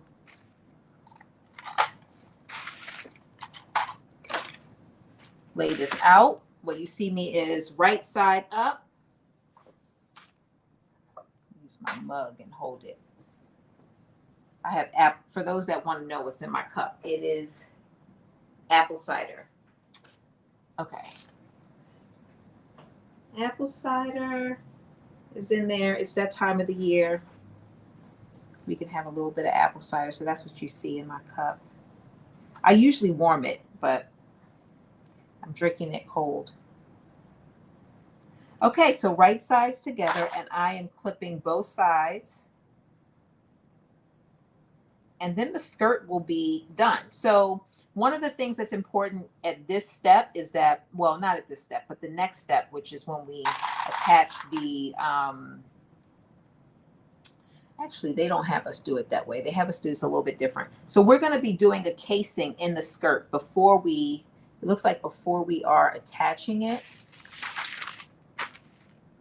Yes, before we attach it to the bodice, we're putting a casing in the skirt.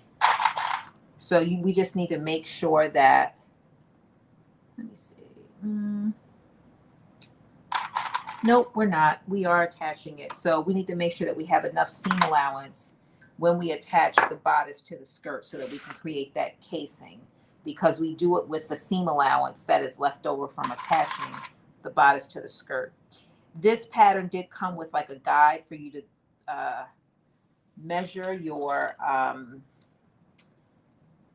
much elastic you need for the waist. So I've already cut that piece of elastic.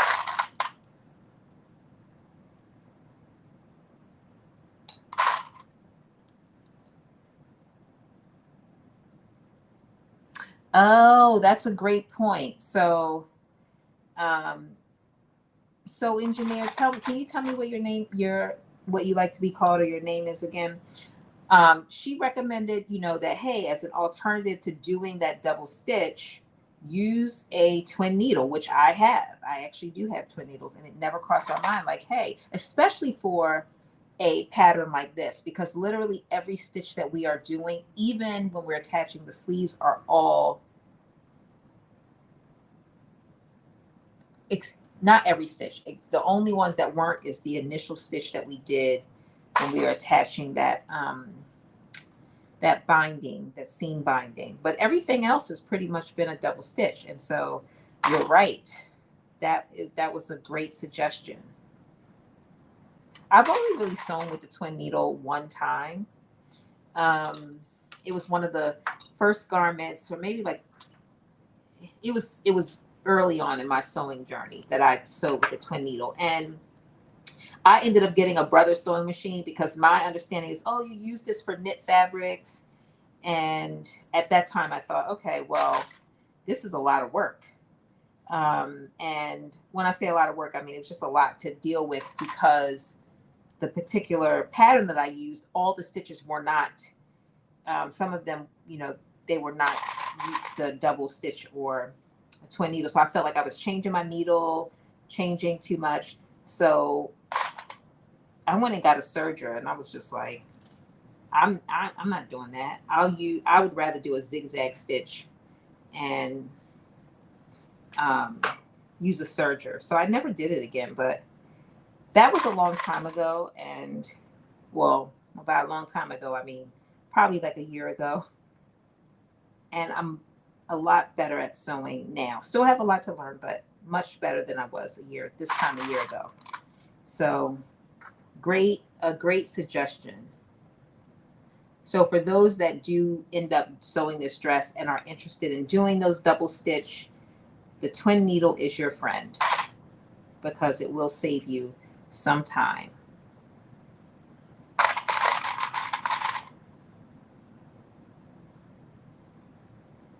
Oh, thank you. Thank you so much. Yeah, I was excited about that photo shoot, let me tell you, but it was an experience. It was definitely an experience it was definitely an experience. The things that the photographer, had me try and do were, not, out of my comfort zone, but, he definitely knew what he was doing. And it was fun. It was fun. It was definitely fun. I have a lot of behind the scenes photos, and I did sew a couple of different garments. So I only submitted one ultimately. So I am going to release the photos from the other one, after the magazine is released. But I cannot wait to share, because they just look so good. It's been so hard for me to not wear any of the garments, not take pictures in any of the garments. And when I say wear, I mean like wear for social media purposes, like put it out there, because they just look so good. I'm so proud of myself for for what I did with those 2 pieces that I did. I did a really good job. I'm very happy. Okay, so I put all the clips in, and now I am going to sew both of the side seams up.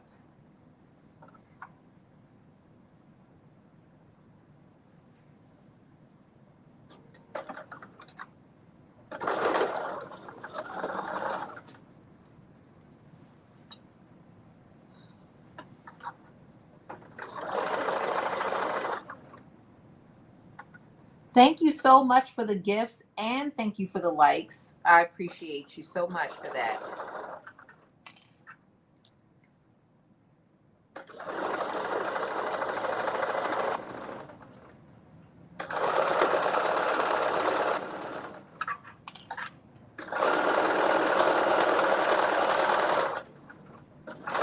So yeah, tomorrow morning I'm gonna go up and take pictures in the last two dresses. The last two dresses that we made, and probably this dress. So all three dresses. I'll do pictures in tomorrow, and then I'll be posting those, over the course of the week. And then I have a couple of other things I need to finish as well. Let's see. No, okay. I'm not sure what happened to my Instagram live, but it looks like it might have went away. Maybe not. We'll see. If anybody is on, OYK. Okay. Sorry. I'm going to get it together one of these days. If anybody's on, it says, okay, you're here. Okay, for some reason I don't see the picture over there, so I wasn't sure, but let me know if anything happens to the picture.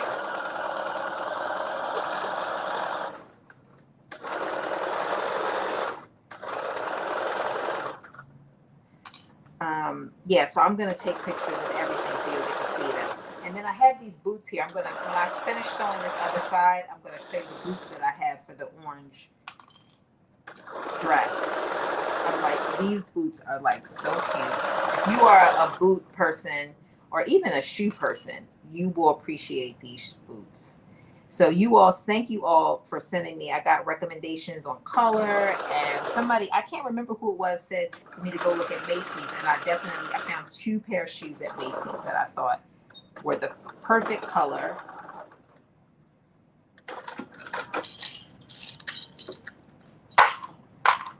All right. So we're going to do one stitch on this side, and we're going to do one on the other side. But I'm going to show you those shoes so you can see them. I cannot wait to take the pictures for you all to see.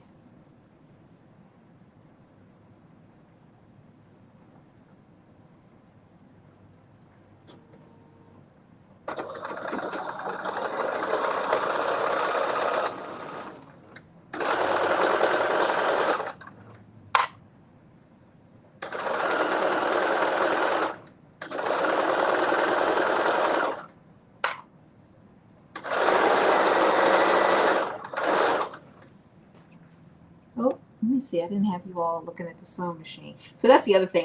Even though I have all the cameras, I'm still one of the cameras that changes to different views. There is an auto where it will do it, but because my space is so close, when I was testing it, it really can't tell whether I'm here or I'm here. It can't tell enough. So I'm manually changing it. I got to play around with it a little bit more. So that it has a better understanding of where I am when I'm sewing, so it can auto change, so I don't have to remember to change it.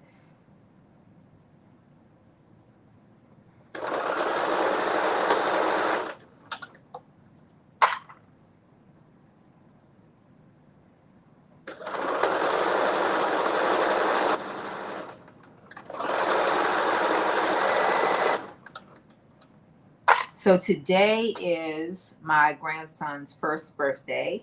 He just turned 1 year old, and it's like so amazing to just see how. So this is the grandson that I made the Halloween costume for. You all would have seen.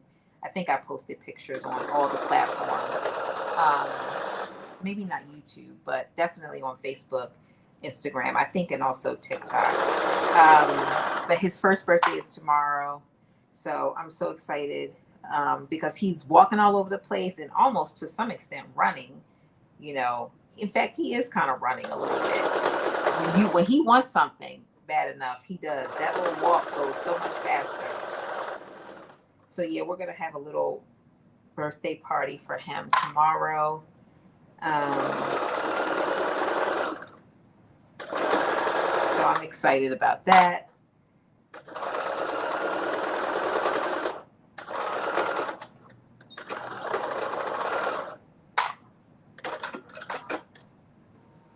Okay. So we have sewn up. I did a single stitch on each side instead of a double stitch. I'm going to stick with the single stitch for the side seam. And then the next step is that we are going to, so we've stitched the front to the back at the sides. And then we are going to pin the bodice to the skirt, matching the centers. And then we're going to base stitch, leaving an opening between the front circles. So one of the things that I'm going to do is I'm going to take so for those, this is our bodice that we worked on. That looks so good. I'm very excited about that. And this size 12 dress form is really close to my measurements. It's very close to my measurements. So I feel like the way that it looks on that dress form is really close to the way that it's going to look on me. Okay, so wrong side out and right sides out for the bodice, because we're going to have it right sides facing. So we're going to take our bodice and we're going to put it so that the right side is out. And then for our skirt, it's going to be so that the wrong side is facing out, so that when we put our bodice, we're going to slip it inside the skirt. It will be right sides facing each other. So the main thing that you want to remember is you want to match up your notches and your seams, because then you'll know that you have the front of the skirt facing the front of the bodice. So what you see me doing right now is literally putting the bodice inside of the skirt. So it's inside just like this. And I'm going to match up my notches. So you'll see on the front, it has, I think that is the front. Yes, on the front you have 2 notches. You're going to match up both of those notches to each other. So I'm matching these notches, and then my next match is going to be,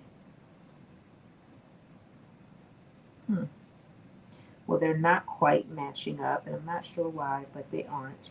So my next match is going to be, the next thing I'm concerned about matching is the side seams. So that way when I stitch them together,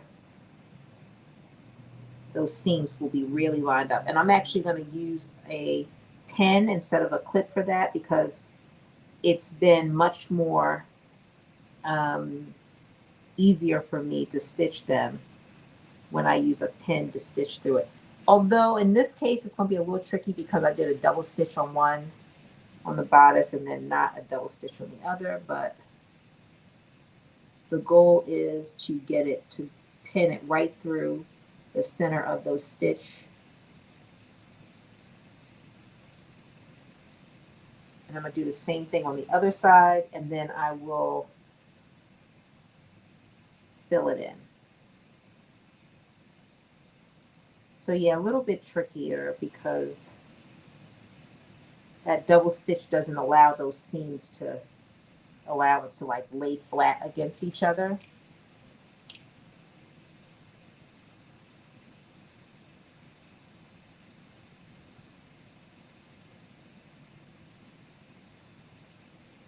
But as long as I can get that pin to go right through that seam, I know I'm going to be able to get it to line up. And that's the main thing.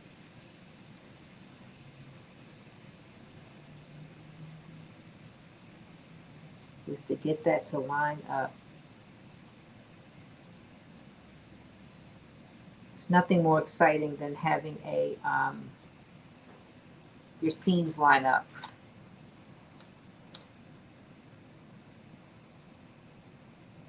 Yeah, for some reason, I'm just going to take that. For some reason, they're not matching up 100%, but I'm not too concerned because I can see that it fits.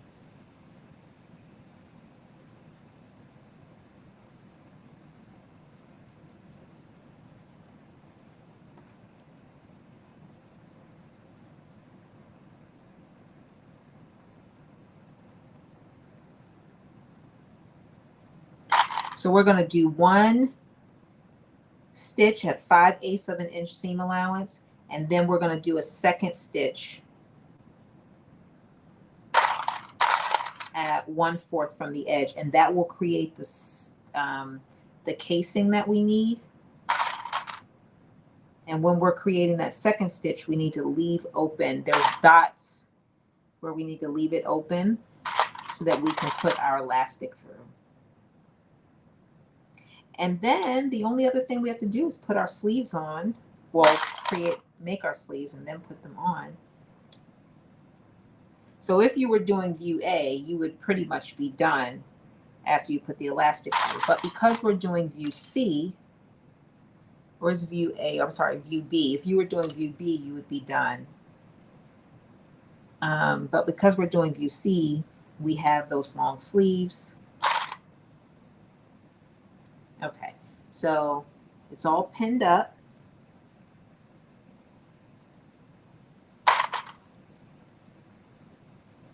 And we're going back to the sewing machine, and we are going to stitch this at 5/8 of an inch seam allowance.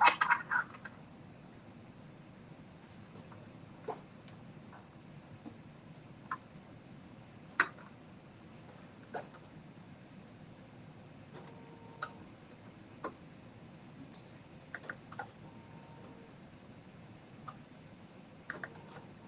All right, here we go.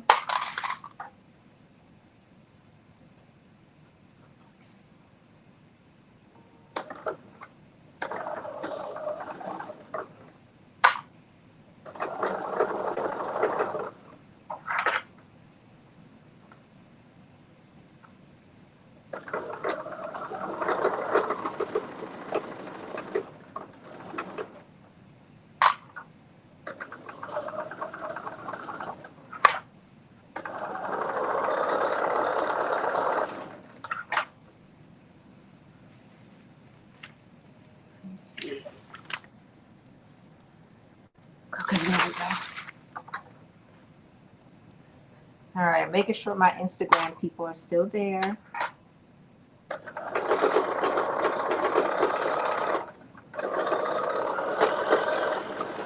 So right now, for those that may have just been hopping on, what we are doing is we are stitching the bodice to the skirt. This is the first thing we're doing. So in order to connect them, we turned our bodice on its right side facing out. We kept our skirt with the wrong side facing out. And then we put the bodice inside the skirt. Matched up the best we could, our notches and our side seams. And now we're stitching a 5/8 of an inch. And then we're going to go back in and create a casing because we do need to put an elastic piece in.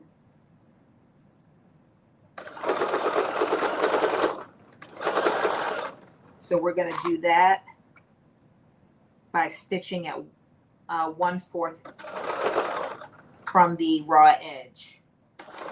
Leaving open, making sure that we leave open a small section. There's 2 dots where we're going to leave a small section open so that we can insert the elastic.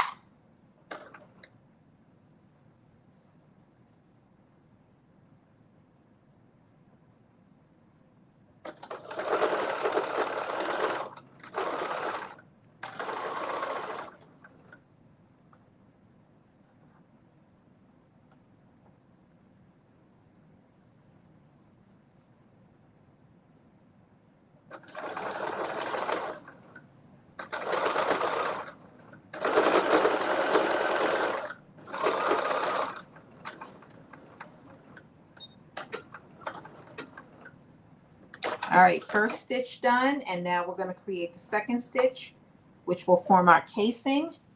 And what I'm going to do is I am going to just put a couple of clips to remind me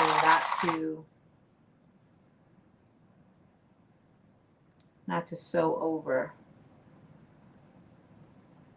And I prefer to leave the opening at the seam because it makes it easier to put the elastic through. So that's what I'm doing. And now I'm going to basically create the second.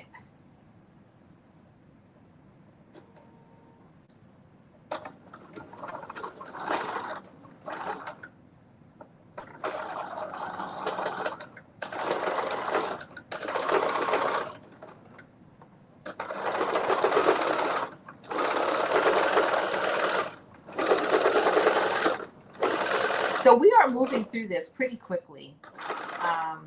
So I think Carmen was absolutely right that this is a fairly quick sew.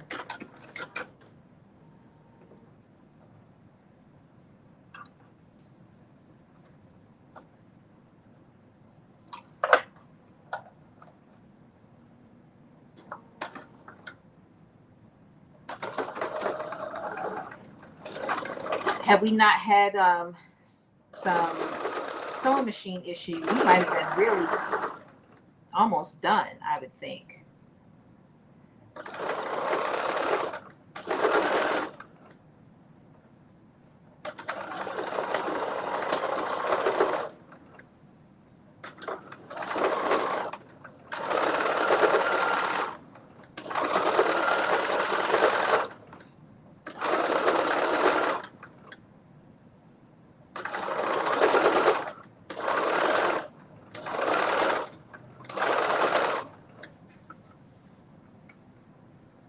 Hey, Julian, you missed it.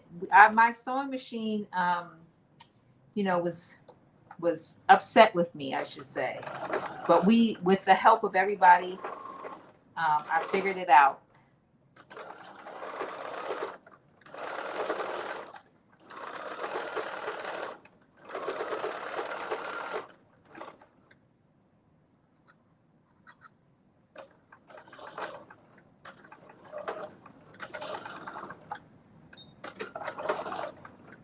All right, so we have created our casing, and the next thing that we are going to do is we are going to put our elastic through the casing. So you have, as I mentioned earlier, they give you a guide that you use to measure your elastic, and it's based on the size that you cut.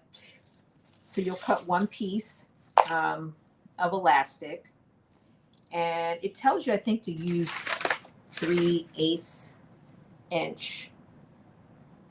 And yeah, I use this. That's what this is. So I am gonna do two things. One is I am going to use a safety pin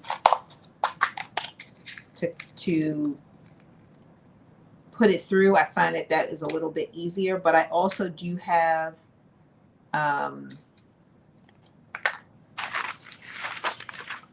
oh, I thought I pulled it out. I thought I had one of those. I forget what it's called, what you fish it through with, but I must have not pulled it out. So I'm actually going to put a safety pin on both ends. And one end I'm going to clip it to the outside, and the other end I'm going to fish it through. And that's just to make sure that I don't pull it all the way through.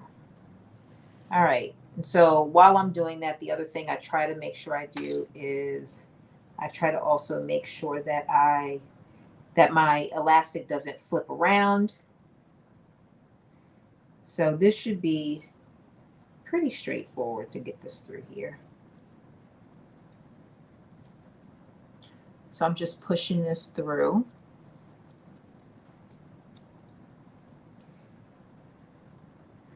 And once we get this through, then literally we are onto our sleeves.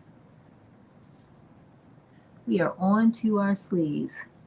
Thank you, OYK. I appreciate you. I don't know, for some reason on my computer where I have the Instagram screen, it just basically shows me the same screen, but it went black. So I thought, oh, did something happen? You know, but the fact that you can still see is all that matters. Thank you, OYK. Like he went to, I'm sure he's done now, but he went to get his hair braided. So I braided his hair on, what's today? Friday. I braided his hair, I think, on Tuesday. And that lasted all of Wednesday. He went to school. So we call it daycare school. So he went to school, and by the time he got home, it was like a wrap. His hair was like all frizzy. So it's got to be looking good tomorrow for his first birthday.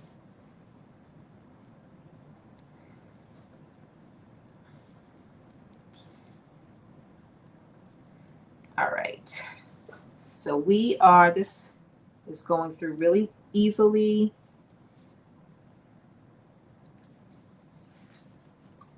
No problems at all. Fishing this through. Hi, Anna.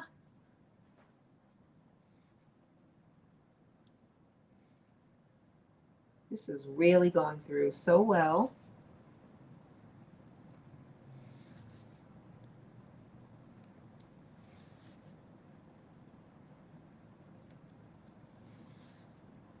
I probably could have used the bigger safety pin too, but I did not. The bigger safety pin would have went through even that much faster. So the next thing that I'm going to do is I am going to overlap. I'm going to pull this thread through, the elastic through.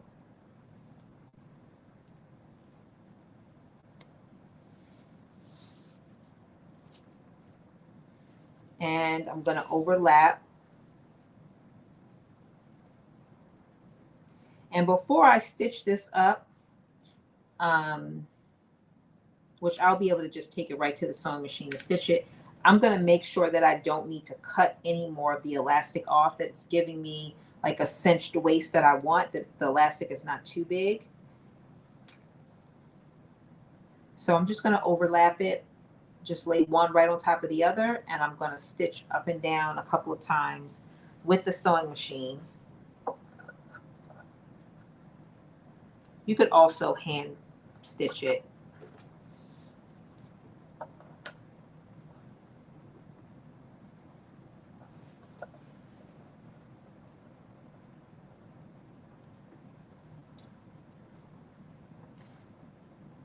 So I'm just going to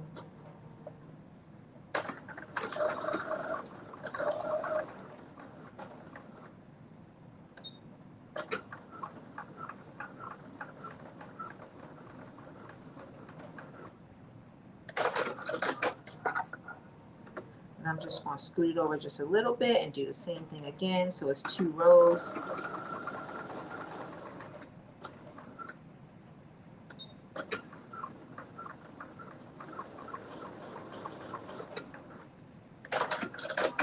All right, there we go. So once I try this on and I know that this fits me the way I want it to, I will literally go back in and I'll just turn this to the reverse side like it is on now, and I'll just close that opening. But before I do that, I want to make sure that it fits us right. So the next thing that we're going to do is I'm just going to drape this over here. I'm going to pull this out because we do need to put our sleeves on. Oops. So I'm just going to drape this over, and we are going to get pattern piece number 6, which should be the very last pattern piece that we have, and we are going to stitch our sleeves. And so the first thing that we are going to do is we are going to remove our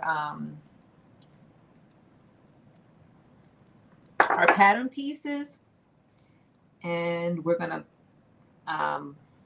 line up our notches, our sides, right sides together. I always have to look at this to see which one is the right side.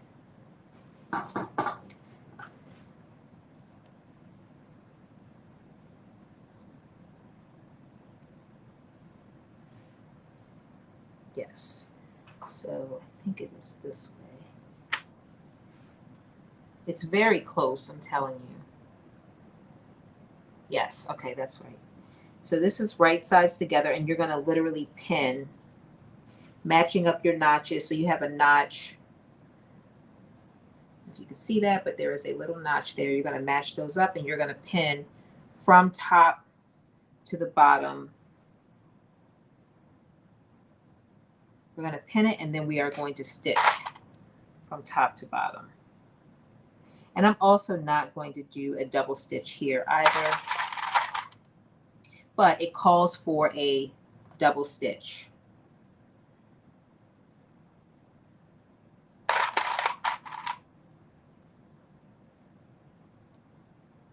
I think what I'm going to probably end up doing is serging. I just like the way the way it looks on the inside. So I've been serging a lot more lately. It just makes the inside look so clean. So I've been doing it for knits, for wovens, for everything, because I just really like the way it looks.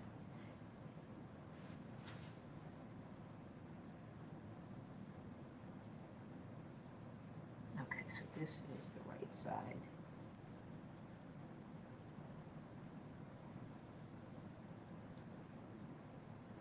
It's like one of the sides is more dull than the other, but it's so hard to tell with this lighting. It's so bright. They both look the same. So I'm clipping both of these, and then I'm going to take it right to the sewing machine, and I'm going to do a straight stitch right down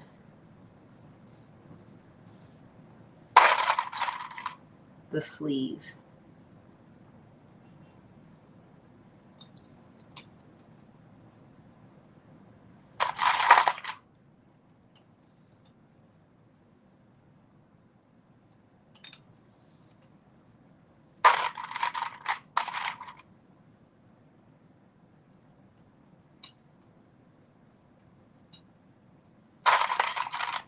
All right, here we go. We're going to the sewing machine. So we have, oh, that's stuck for some reason. I don't know why.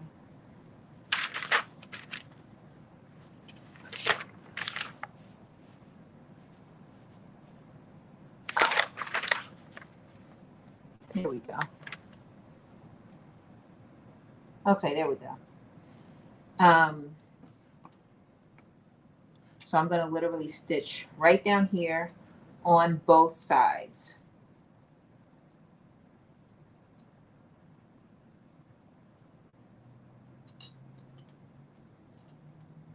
Just making sure this is lined up right.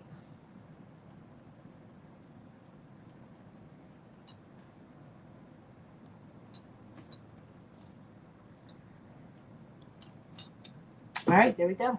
So let me move this back, and we're going to stitch it.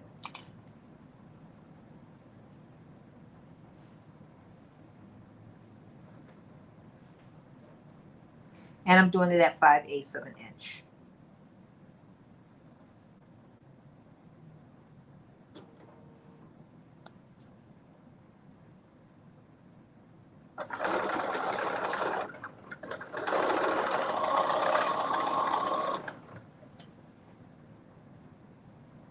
Yeah, the bottom can probably be serged. Yeah, I'm definitely gonna serge it. I feel like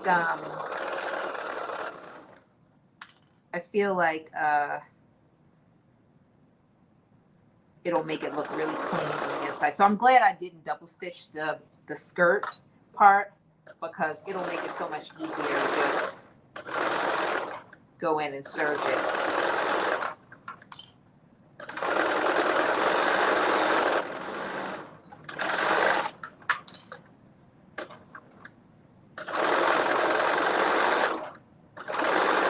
So I'll be doing all the final hemming off.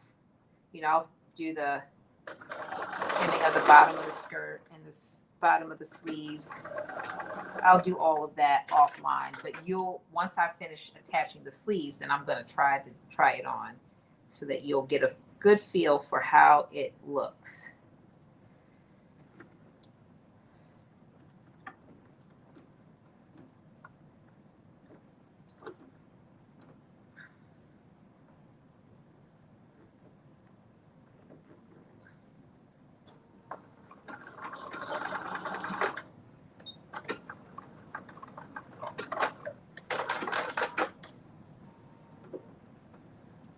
Okay, one sleeve done, and now we're moving on to the second sleeve. Thank you, Shishi. Okay, here we go, second sleeve.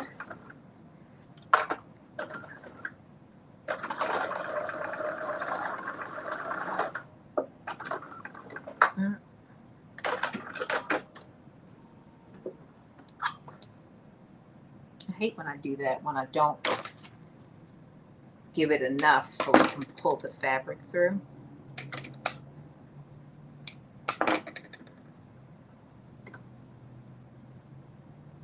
We don't need no more problems, right? No more problems. There we go.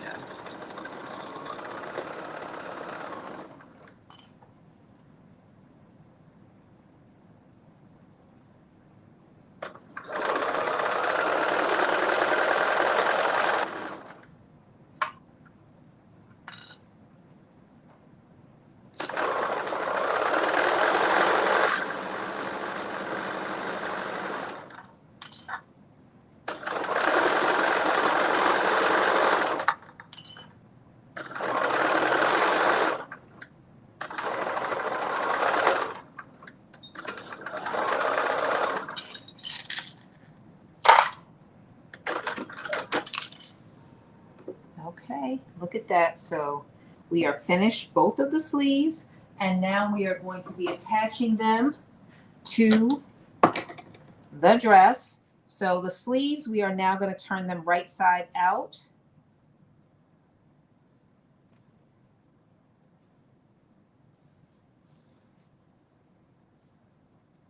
So that's another thing. I'm going to serge this extra part on the sleeve too, after I put the dress together.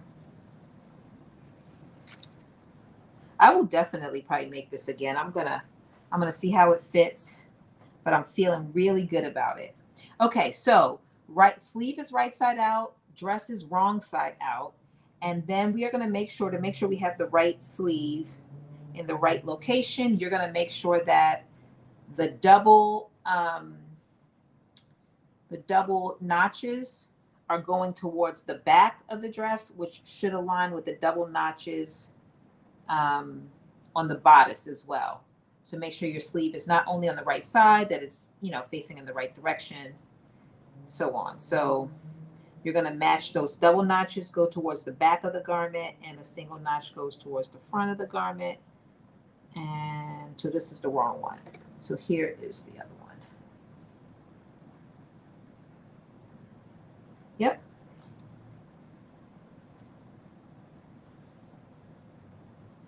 So I line up those notches, and then I really use those notches, to be honest with you, just to make sure that I have it going in the right direction. What's most important to me is that the seams match up.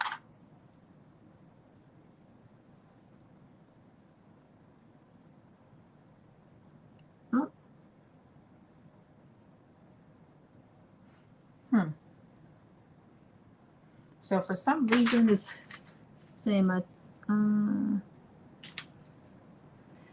I got a little warning on for my Instagram. I have to appeal. It says my live was removed. Yeah, let me go. If anybody is on TikTok and on this one, if you can let them know to hop over here. They gave me a warning saying it was nudity, and of course that's wrong, but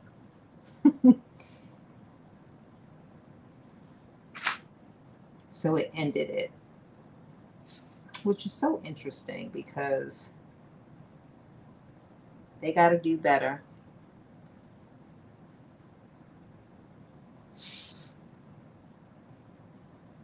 Okay, so I am, let me see. Yep, so I am literally just pinning the sleeve all the way around.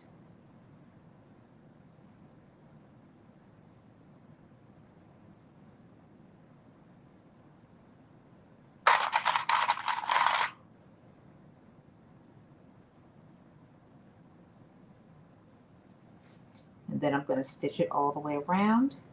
But I'm going to pin the other sleeve first.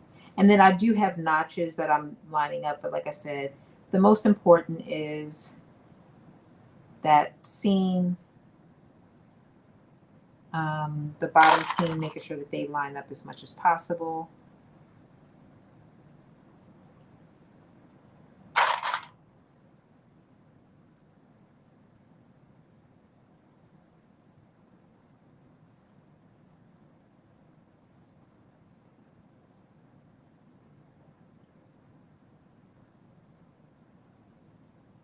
And you may have to do some easing, which is what I'm doing right now towards the top to make sure it all can, you know, get in there.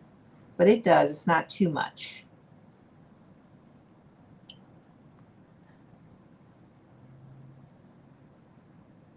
Not too much easing is required.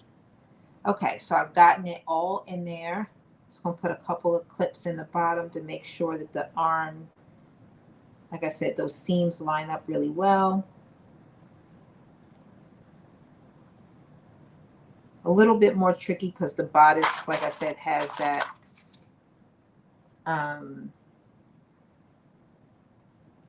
double.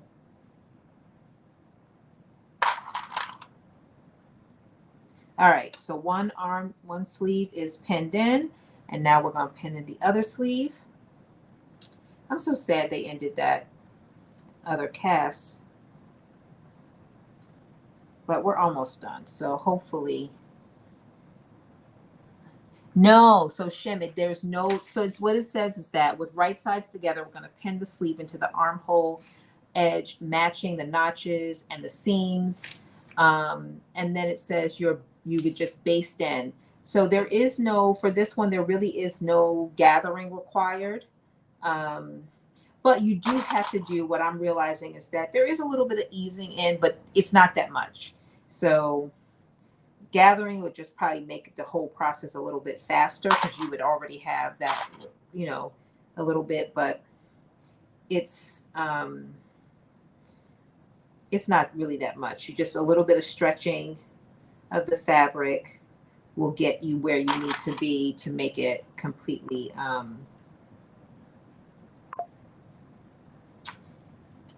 oh man, I can, let me see if I can respond.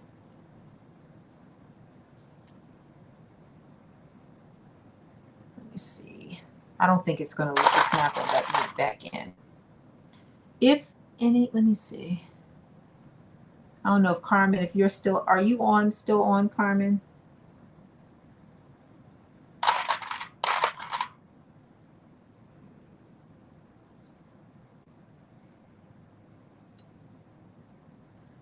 Let me see. Okay.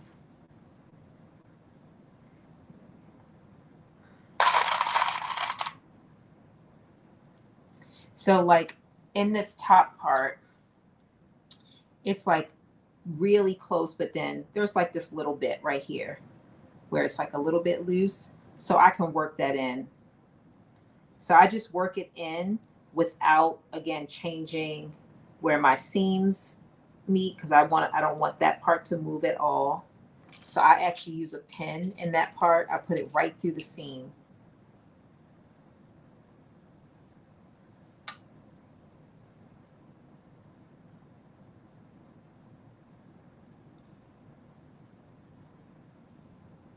That will help that align. And then as I'm kind of working this through, it'll also make sure that it doesn't move too much.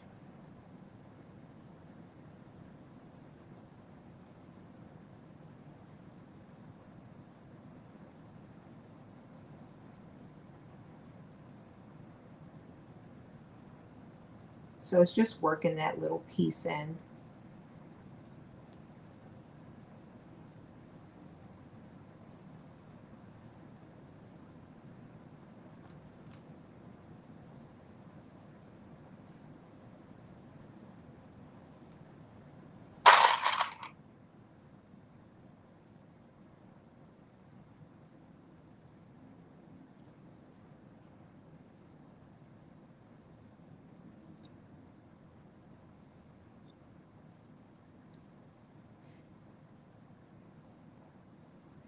All right. And there we go. So it's got it all worked in. I didn't lose my seams at all.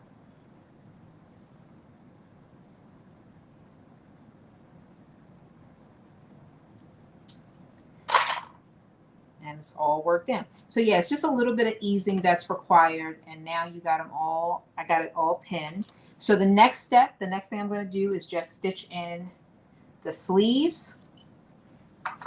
And then we'll be trying it on.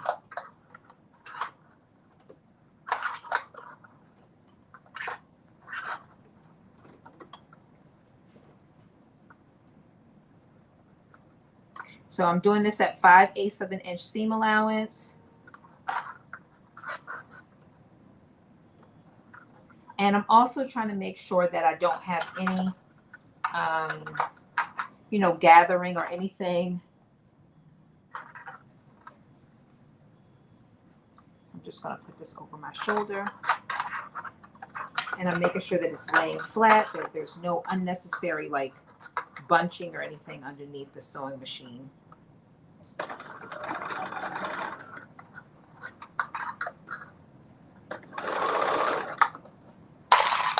So we are good. We're making great time.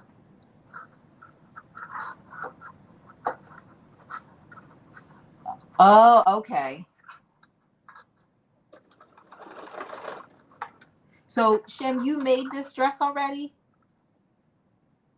Oh no, that's Carmen. Okay, sorry.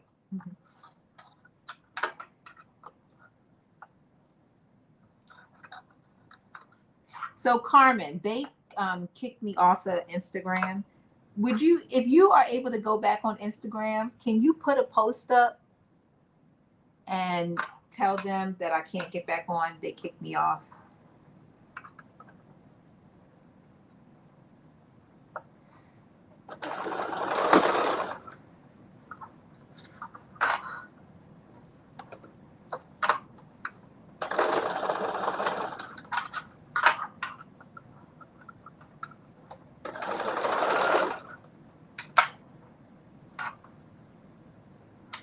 Okay.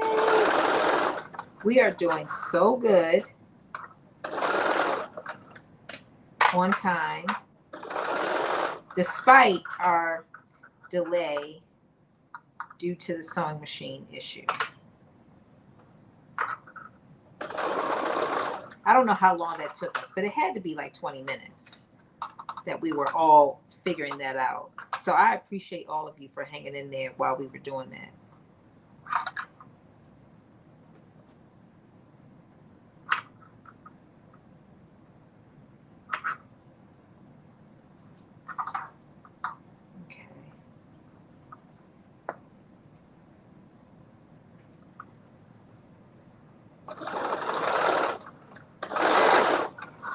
Again, I'm just making sure that I don't have any unnecessary bunching.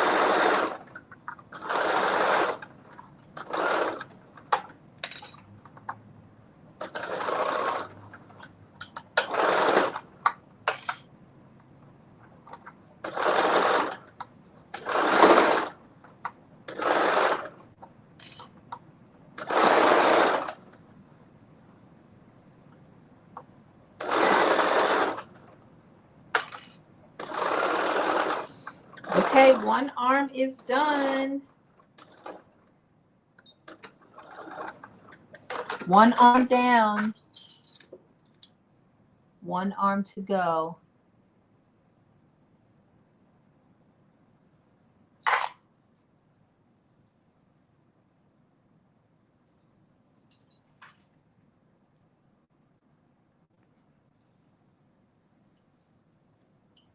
Okay. Now I'm going to do this other arm.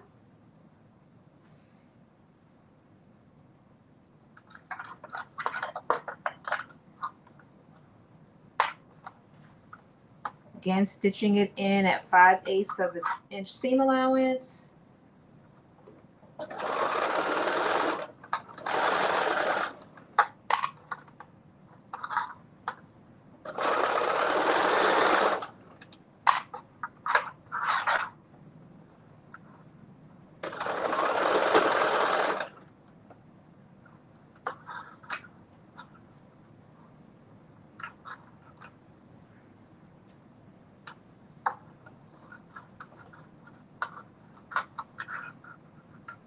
And again, I'm just making sure that everything is flat and there's no unnecessary bunching or anything.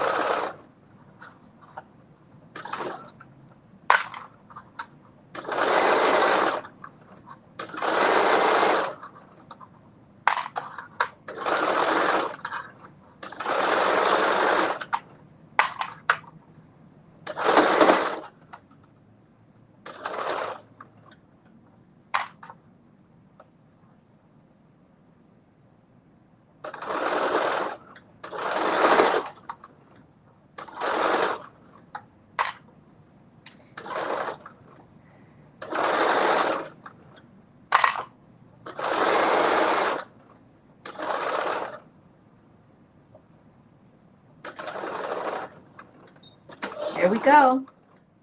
So we are all sewn. We have the arms in. And now I'm going to turn the dress to the right side out. Like I said, a couple of things I know I'm going to have to do off the bat. I'm going to definitely be taking some off the bottom. I will be doing the seams, the hems, I'm sorry, offline. And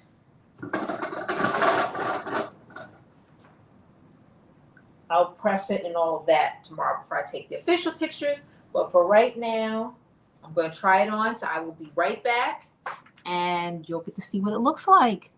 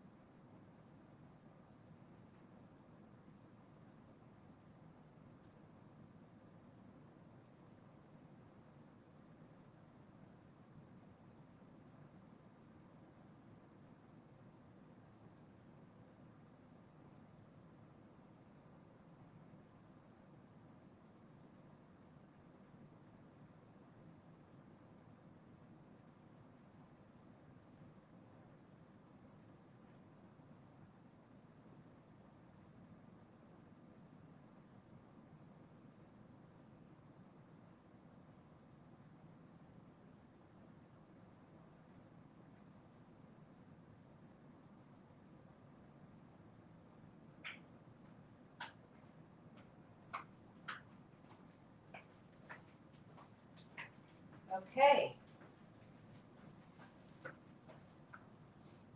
So this is the final dress. So yeah, this is a size 16. So the only thing I could think of is that it's not meant to drape that much in the front. It's just meant to be a light drape in the front. I would love for it to be a little bit more. So this is a size 16 that I cut.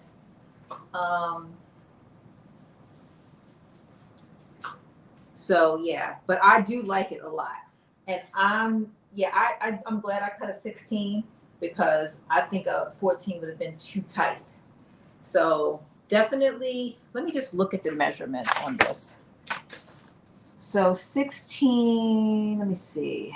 So hip, it only gives you the hip, and it probably says it on the actual pattern itself, what the other measurements are. But hip, it has 41, and I'm actually a 41 and a half hip. So no measurements on here. Are there any measurements on here? Yes, so there are measurements on here. So what's the hip? It's just the hip measurements. So what's the waist? So yeah, I would say it's probably right then because I'm 41 and a half. And this is all fitting. I mean, the arms are fitting. I just want this to be more like draped, like more like more, what do we call it? Like, I don't know.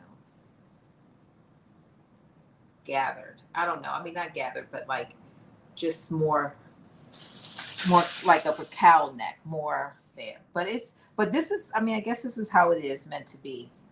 But yeah, I like the way it fits. Definitely probably for this particular garment wear like, you know, some Spanx or something underneath of it just to kind of suck you in a little bit more. But I do like it.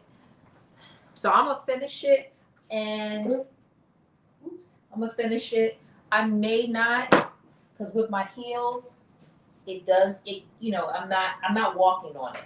So I might, by the time I hem it, it'll be perfect. So I probably also am not going to take anything off the bottom. And so I'll just hem the bottom and then I'll hem the sleeves. And that's pretty much it. I'll press it really good so that I can get all the, you know, get all that to lay flat. And then I'll take some really good pictures tomorrow. So I hope the people who, thank you so much. Yeah, I wish it had a little bit more of a cowl neck. And that's the same thing Carmen said when she had made it. She wished that it had a little bit more, like more fabric here. So, and that's definitely, I'm sure it's some kind of adjustment that we can make to be able to do it. I need to play around with it a little bit more. The other thing I might do is I like 3/4 inch sleeves. So I might cut these sleeves just to go here because I like for, if I have bracelets on and things like that, I like for it to show without the, so I tend to cut, I'm probably going to cut these back just a little bit, just so they come like right here. So that's the only other thing I would do. I feel like it looks really good. I'm very happy with it. Thank you, Donnie. Thank you so much. I appreciate it. Yeah, thank you for all the likes on all of the platforms. Thank you for all the gifts. So look out for, yeah, it is. So the length, I don't know if you can see. Let me see if I can stand back here a little bit. I think you can probably see. So it doesn't, I'm not going to walk on it. It is perfect length for me. It's going to be a little teeny bit shorter because I'm going to put the hem in. It'll be a little bit shorter, which will be perfect. So that's going to be the perfect length. Oh, let me show you all the boots. So these are the boots that I'm going to wear with that that dress. They are super, super cute. They got this little fake, like, little bow back here. But they're so cute. I wore them with something else already because I just love them so much. So yeah, the only thing I worry about is the leather is really soft, so they could get scratched up. Like they already got a little scratch on it from whatever. But they're on my feet. You won't see it. You won't see it. Like, see, even this, you can kind of see. That's just from, I just did that 1 second ago. from picking it up. But other than that, these are the boots I'm going to wear to try on that dress. I think they'll look super cute with that dress. So look out for that, and look out for the final pictures for this, the green dress that we made. Was it green gold dress we made last week, and for the orange dress. So I got three finished garment styled coming to you very soon. Thank you all for joining. I appreciate you all for staying here and hanging out with me while we're trying to sort through the sewing machine issue. And I hope to see you all back next Friday while we do our third holiday dress. So look out for that, and I hope I find someone will sew along with me. You don't have to get on live. You can sew on along from home. And if you do make it, make sure you tag me because I definitely want to see it. All right. Bye, everyone. Thank you again.